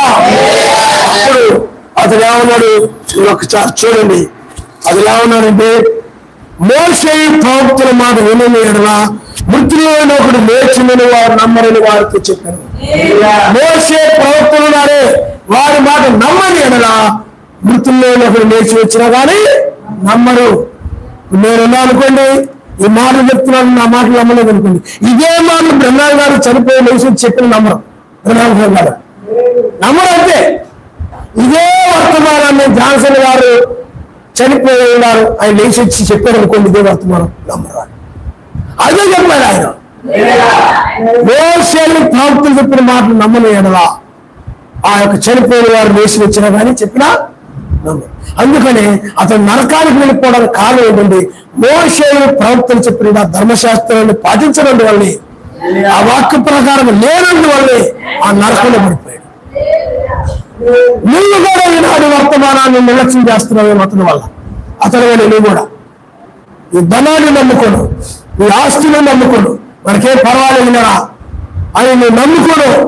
ఈ భూమి మీద నీ కోసం కూర్చుకొని ఇవన్నీలే అవన్నీలే, మనకి అక్కడ వెళ్ళారా ఇక్కడ వెళ్ళారా మనకేం పర్వాలేదు అని నువ్వు ఇది నమ్ముకొని ఆ పరలోకంలో ఏమీ లేకుండా నువ్వు ఆ విధంగా ఉన్నట్లయితే, ఇటు నమ్ముకొని అతను ఆస్తిని నమ్ముకున్నా, నువ్వు కూడా అతను నమ్ముకొని ఆయన ఉండాలి లేరా, ఆయన ఉండాలి మనకేంటి, అది నిజమైన క్రైస్తుడు. ఆయన నమ్ముకునే విధాలుగా మాట్లాడతారు. కానీ మనకు డబ్బు ఉంది లేదా పర్లేదు లేరా, అక్కడ ఆ ఊర్లో ఇల్లు ఉంది కదరా పర్లేదు లేరా, ఈ ఊర్లో తెలుగు ఉంది కదరా పర్లేదు లేరా అని ఇటు నమ్ముకొని నువ్వు పర్లేదు అని అనుకున్నావు అంటే నువ్వు అది నమ్ముకున్నావు అంటే రావు. నువ్వు ఎవరు నమ్ముకోవాలంటే ఆయన ఉన్నాడు నాకు రక్షకుడు, కాపాడేవాడు, సహాయం చేయవాడు. ఆయనే నా ఆదరణకర్త. హల్లెలూయా, హల్లెలూయా. ఆయనే సమస్తము జీవిస్తాడు. ఆయనకు అసాధ్యమైనది లేదు అని ఆయన నమ్ముకోవాలి. డబ్బు ఉంటే అసాధ్యమైన అన్నాడు మన ఆయన. డబ్బు లేని కొంతవరకు మాత్రమే దాన్ని ఉపయోగించడానికి ప్రతిఫలం ఇవ్వబడుతుంది. అదేగా అదైనా మన లోకముల అవసరాలతో ఆయన ఇస్తేనే అది జరుగుతుంది. ఆయన ఏమిటో ఏమి చేయలేవు. కాబట్టి పిల్లారా ఆలోచన చేయండి. ధనవంతుడు ధనాన్ని నమ్ముకున్నాడు, మెస్సయ్య మాటను ధృవీకరించి ఆస్తిని కాపాడుకున్నాడు, నరకంలో పడిపోయాడు. ఏమైనా అతను అది కాపాడిందా? ఏమైనా అతను రక్షించిందా నరకం? ఎవరైనా కాపాడారా? లేదు. కాబట్టి మీరు కూడా జాగ్రత్తగా ఆలోచన చేయండి. ధనాన్ని నమ్ముకోవద్దు, ఆయన నమ్ముకో. నీ కష్టకాలంలో దాన్ని తప్పించగలడు ఆయన నమ్ముకో. రోగములలో ఆయనే స్వస్థపరచగలడు ఆయన నమ్ముకో. శోధనలలో నిలబెట్టిన శక్తిని ఇచ్చేవాళ్ళని ఆయన నమ్ముకో. డబ్బు అనేది లోకముల ఒక బానిస, అది నీకు కొంతవరకు ఉపయోగపడేదే తప్ప ఆయనకు అసాధ్యమైన లేదు కూడా లేదు. ఎర్ర సముద్రము డబ్బు, ఈనాడు డబ్బు ద్వారా ఆ సముద్రంలో బ్రిడ్జిలు కడుతున్నారు. నువ్వు అనొచ్చు డబ్బు ఉంటేనే కదా జరిగింది, కానీ అది సర్వశక్తిమంతుడి ద్వారా ఎర్ర సముద్రమును చీల్చి ఆయన మార్గమును తెరిచిన వాడు. డబ్బు ద్వారా జరిగిందా? కాదు, అది నోటి మాట ద్వారా జరిగింది. యర్దాను వాళ్ళు దాటి వెళ్ళారు, యర్దాను వాళ్ళు జయించారు. డబ్బు ద్వారా కాదు, అది ఆయన బలము ద్వారా జరిగింది. హల్లెలూయా, హల్లెలూయా. అందువల్ల డబ్బే సర్వస్వం అనుకోవద్దు. నువ్వు డబ్బు లేకపోతే మనకు లోకంలో విలువ ఉండదురా. డబ్బు ఉంటేనే మనకు విలువగా చేస్తారా, విలువగా మాట్లాడతారా, గౌరవంగా ఉంటారా అని నువ్వు ధనానికి నువ్వు దాసులు వెళ్ళిపోవద్దు. అదేనా చాలా ప్రమాదం సుమా. అందువల్ల నీవు ఆయన నమ్ముకో. ఆయన్ని ఇజ్రాయేలు ఇప్పుడు వీళ్ళు ఎవరు నమ్ముకున్నారు? ఆయన నమ్ముకున్నారు. ధనవంతులు నమ్ముకున్నారా? రాజు నమ్ముకున్నారా? లేదు. దానిని ఎవరు నమ్ముకున్నాడు? ఆయన నమ్ముకున్నాడు. సింహాలులో పడవేసినా ఆయన రక్షించగలలేదు. ఏదో డబ్బులు ఇస్తే బయటికి రావచ్చని అనుకోలేదు. పేతురు సరసాలలో వేసినప్పుడు ప్రార్థన, నువ్వు ఏ విషయంలో అయినా ఆయన నమ్ముకో, ఆయన నీకు సహాయం చేస్తాడు. ప్రార్థన మీద ఆధారపడు, ప్రతి విషయంలో ప్రార్థన మీద ఆధారపడు. అవసరమైతే నీకు ఆయన సహాయం చేస్తాడు. ఒకసారి నాకు 100 రూపాయలు అవసరమయ్యాయి. నేను ప్రారంభంలో అనుభవంలో చెప్తున్నాను అనమాట. నేను రోడ్డు మీద వెళ్తా ఉంటే నా ముందు వెళ్ళిపోతున్నారు, వాళ్ళు కనపడలేదు. 100 రూపాయలు దొరికాయి. ఇండియన్ పిలిచి 100 రూపాయలు నేనా అంటే వాళ్ళు మా కాదన్నారు. నేను అప్పుడే అనుకున్నాను, 100 రూపాయలు ఉంటే బాగుంది. 100 రూపాయలు దొరికాయి. నేను ఆయన మీద ఆధారపడి ప్రార్థన చేసుకున్నాను. అప్పుడు నాకు అది ఆయన ఇచ్చాడు అనిపించింది. ఆయన నమ్ముకున్న వాడికన్నీ కూడా ఆయన ఇచ్చాడు అన్నట్టుగానే ఉంది. నేను కష్టపడ్డాను, ఇది నా వల్ల అయింది, ఇది నా వల్ల జరిగింది అని చెప్పలేదు. ప్రతి విషయంలో ఆయన అడగాలి. ఆయన సహాయం చేయగలగాని ఆయన నమ్ముకో. నీకు ఇంట్లో కావలసినవి కానీ సమాజంలో ఎవరికైనా ఏదైనా చేయడానికి కూడా సహాయం చేయడానికి ఆయనే నీకు సహాయం చేసేవాడు. నేను చేయాలని కాదు, ఆయన సమాజంలో సహోదరుడికి నేను సహాయం చేయాలి. ఇదిగో వాళ్ళు మంది ఉన్నారు, మీరు అన్ని కూడా ఎవరికైనా చేయడానికి నా దగ్గర లేదు, సహాయం చేయను ఆయన. అప్పుడు ఆయన కృప నువ్వు లేకుండా ఇతరులకు ఏదైనా ధర్మం చేసేవాడు ఆయన నువ్వు ఉపయోగించుకోవాలనుకుంటే అప్పుడు నీకు మార్గం సహాయం చేసి ఆయన ఇస్తాడు. అలాగే ప్రతి విషయంలో ఆయన నమ్ముకో. ఈనాడు చాలా మందికి ఆయన మీద నమ్మకం లేదు, ఆయన నమ్ముకోవడం లేదు. ధనాన్ని నమ్ముకుని అది ఉందలే పర్లేదు లేరా, అది ఉంటే మనం ఎలాగో బ్రతకొచ్చురా అని దాన్ని పోగేసుకోవడానికి పరిగెడుతున్నారు. ఆయన నమ్ముకో, ఆయనే నిన్ను పోషించేవాడు, సంరక్షకుడు. దేని గురించి చింతించవద్దు. లాజరు అలాగే ఉన్నాడు. ఈ లోకంలో ఏది ఉంటే దాన్ని తిన్నాడు అతను, ఏ వస్త్రం ఉంటే దాన్ని ధరించుకున్నాడు అతను. కానీ ఆ యొక్క అబ్రాహాము దగ్గరికి వెళ్ళినప్పుడు మంచి వస్త్రాలు కలిగి ఉన్నాడు. అబ్రాహాము దగ్గరికి వెళ్ళినప్పుడు రోగములు లేవు, చెవులు లేవు, ఏమీ లేవు. ఎందుకంటే అతడు యావేను నమ్ముకున్నాడు, అతడు ధనాన్ని నమ్ముకున్నాడు. అందుకని ఆయన నమ్ముకున్న వ్యక్తి ఆయన్ని ఏదైనా సహాయం చేయగలని ఆయన మీద ఆధారపడతాడు. హల్లెలూయా, హల్లెలూయా. కావాలంటే ఒక ఆయనతో ఆయన డబ్బున్న ఆయన అంటున్నట, అయ్యా మిమ్మల్నే మేము నమ్ముకున్నామయ్యా, ఎప్పుడైనా ఏదైనా అవసరం వస్తే మీరే సహాయం చేయాలయ్యా, మిమ్మల్నే నమ్ముకున్నామయ్యా. అటువంటి డబ్బున్న వ్యక్తిని క్రైస్తవులు అనొచ్చా? ఎవరు నమ్ముకున్నామనాలి? అయ్యా నేను నిన్నే నమ్మానయ్యా, నువ్వే నాకు సహాయకుడు, నా కుటుంబాన్ని పోషించేవాడు కూడా నీవే. ఆయన నమ్మాలి. హల్లెలూయా, హల్లెలూయా. ఆయన నమ్మి కొనసాగుతూ ఉన్నప్పుడు భూమి మీద రేపటికి ఎలాగా ఏంటని నువ్వు అనేక సంవత్సరాలకి నువ్వు భూమి మీద ఏమి పోగేసుకోవాల్సిన పని లేదు. ఆయన నిన్ను పోషిస్తారు. ఆయనకు అసాధ్యమేదేమి. ఏలియా దినాల్లో మరి కరువు ఉంది మొత్తం అంతా కూడా. అంత కూడా ఏమో చెప్పండి, ఏలి దినాల్లో వర్షాలు లేవు, కరువు ఉంది. మరి ఏలియాను ఆయన పోషించలేదా? ఆయనకు అసాధ్యమేదేమైనా ఉందా? ఆ కోణముల చేత ఆహారాన్ని పంపించి ఆయన ఇచ్చాడు. అది డబ్బు ద్వారా జరిగిందా? ఎవరు ట్యాంకులు వేసి పైపులు వేసి లైన్లు చేశారా? లేకపోతే కాకోల ఆహారము ఏమండి ఎవరు తీసుకొచ్చి ఇచ్చారా? ఆయన నమ్ముకున్నారు కనుక పోషించాడు. అతను ఒక గుహలో ఉన్నప్పుడు దోతు వచ్చి అతను లేపి అతనికి ఆహారం పెట్టినప్పుడు కొన్ని దినాలు ఆహారం లేకుండానే మంచి 40 దినాలు ఆహారం లేకుండా ప్రయాణం చేశాడు ఆయన. తినకపోయినా నీకు శక్తి నివ్వగలిగిన ఆయన. ఆయనకు అసాధ్యమైందేమి? ఆయన నమ్ముకో. ఆయన నమ్ముకున్నాడు, యజమానులు నమ్ముకోలేదు, ఆహారులు నమ్ముకోలేదు, ఆయన నమ్ముకున్నాడు. ఆయన పోషించడం కోసము సారపతిలో వివరాలుంది. ఆమె ప్రవక్తను నమ్మింది. ఆమె ఇతడు సర్వశక్తిమంతుడు యొక్క ప్రవక్త ఆయన నమ్మింది. అతడు ప్రవక్త మాటను నమ్మింది కాబట్టి ఆమె విశ్వాసమును బట్టి ప్రవక్తల మాటను కూడా ఆమె మామూలు మనుషుల మాటలాగా తీసుకుంటే నీ జీవితంలో ఏం జరగదు. అది కూడా నువ్వు విశ్వాసంతో తీసుకుని అనుకున్న జరుగుతాదని నమ్మినట్లయితే అది ఈ రోజు రాకపోయినా రేపైనది జరుగుతుంది. ఆమె నమ్మింది. నువ్వు మొదటగా నాకు కప్పాన్ని తీసుకురా, ఆయన మహిమను చేస్తా ఉన్నాడు. మొదటగా కప్పాన్ని తీసుకొచ్చేసింది, ఆయన మహిమను చూసింది. ఏ కొట్టుకెళ్ళి కొనుక్కోలేదు, ఏ డబ్బులు ఆమె దగ్గర లేవు, నూనె కొనలేదు, పిండి కొనలేదు, ఆమె దగ్గర డబ్బులు లేవు. అయినప్పుడు ఎక్కడ కూడా కరువు దొరకని పరిస్థితి, కానీ పోషించాడు ఆయన. ఇందైపోవడం లేదు. అలాంటి వాడు మనం సేవిస్తున్నవాడు, మనం ఆరాధిస్తున్నవాడు. అలాంటి నీరు లేదా తాగడానికి నీరు లేదంటే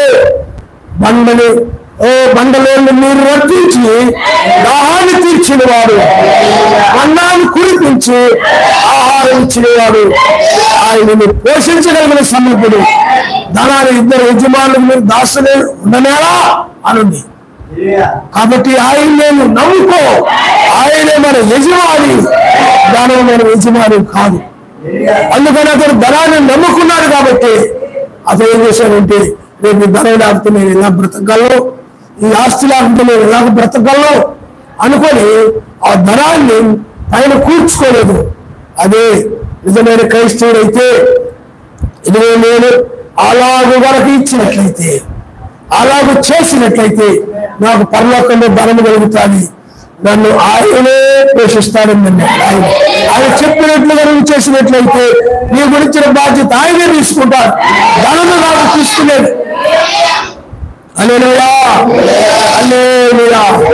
అందుకని పిల్లారా, నువ్వు శాశ్వతమైనటువంటి. అందుకనే మనము శాశ్వతమైన ధనవంతులం. మనం గుర్తుపెట్టుకోండి, ఈ లోకంలో అతను నరకంలో పెరిగిపోయిన పాతాళంలో పడ్డాడు. కానీ అతను భూమి మీద మాత్రం కొంతకాలం ధనవంతులు మాత్రమే. ఒక 50 ఏళ్ళు మాత్రమే ధనవంతులుగా ఉన్నాడు, 60 ఏళ్ళు మాత్రమే ధనవంతులుగా ఉన్నాడు. కానీ అతను తర్వాత నరకంలో పడిపోయాడు. అలాగే ఈ రోజున ముఖేష్ అంబానీ అని, లేదా బిల్ గేట్స్ అని చాలా మంది కోటీశ్వరులు ఉన్నారు. వాళ్ళు కొంతకాలమే కోటీశ్వరులుగా పిలబడతారు. తర్వాత వాళ్ళు మరణిస్తే వాళ్ళు కోటీశ్వరులుగా ఉండరు, కానీ మనమైతే ఎప్పుడు కోటీశ్వరులుగా ఉంటాం. లెక్కించజాలని ఆస్తి పనులు మనం. హల్లెలూయా. శాశ్వతమైన కోటీశ్వరుడు. ఇక్కడ పేదవారుగా మనం ఒక 30 ఏళ్ళు, 40 ఏళ్ళు, 50 ఏళ్ళు, ఇంకా ఒక 60 ఏళ్ళు ఉండొచ్చు. పేద వ్యక్తిగా ఉన్న చిన్నప్పటి నుంచి ఇప్పటి వరకు 60 ఏళ్ళు, 50 ఏళ్ళు. కానీ పునరుద్ధానం తర్వాత మనము కోటీశ్వరులుగా పెద్ద ధనవంతులుగా ఉండబోతున్నాం. అందుకని మనలో ధనవంతులు చేయి నిమిత్తమే ఆయన మన నిమిత్తము దరిద్రుడయ్యాడని బైబిల్ చెప్తుంది. ఆయన హల్లెలూయా. దరిద్రుడిగా భూమి మీదకి వచ్చి మన కోసం రక్తమును కార్చి మనకి యొక్క రక్షణ ఇచ్చి గొప్ప ధనవంతులుగా మనల్ని చేశాడు. హల్లెలూయా, హల్లెలూయా.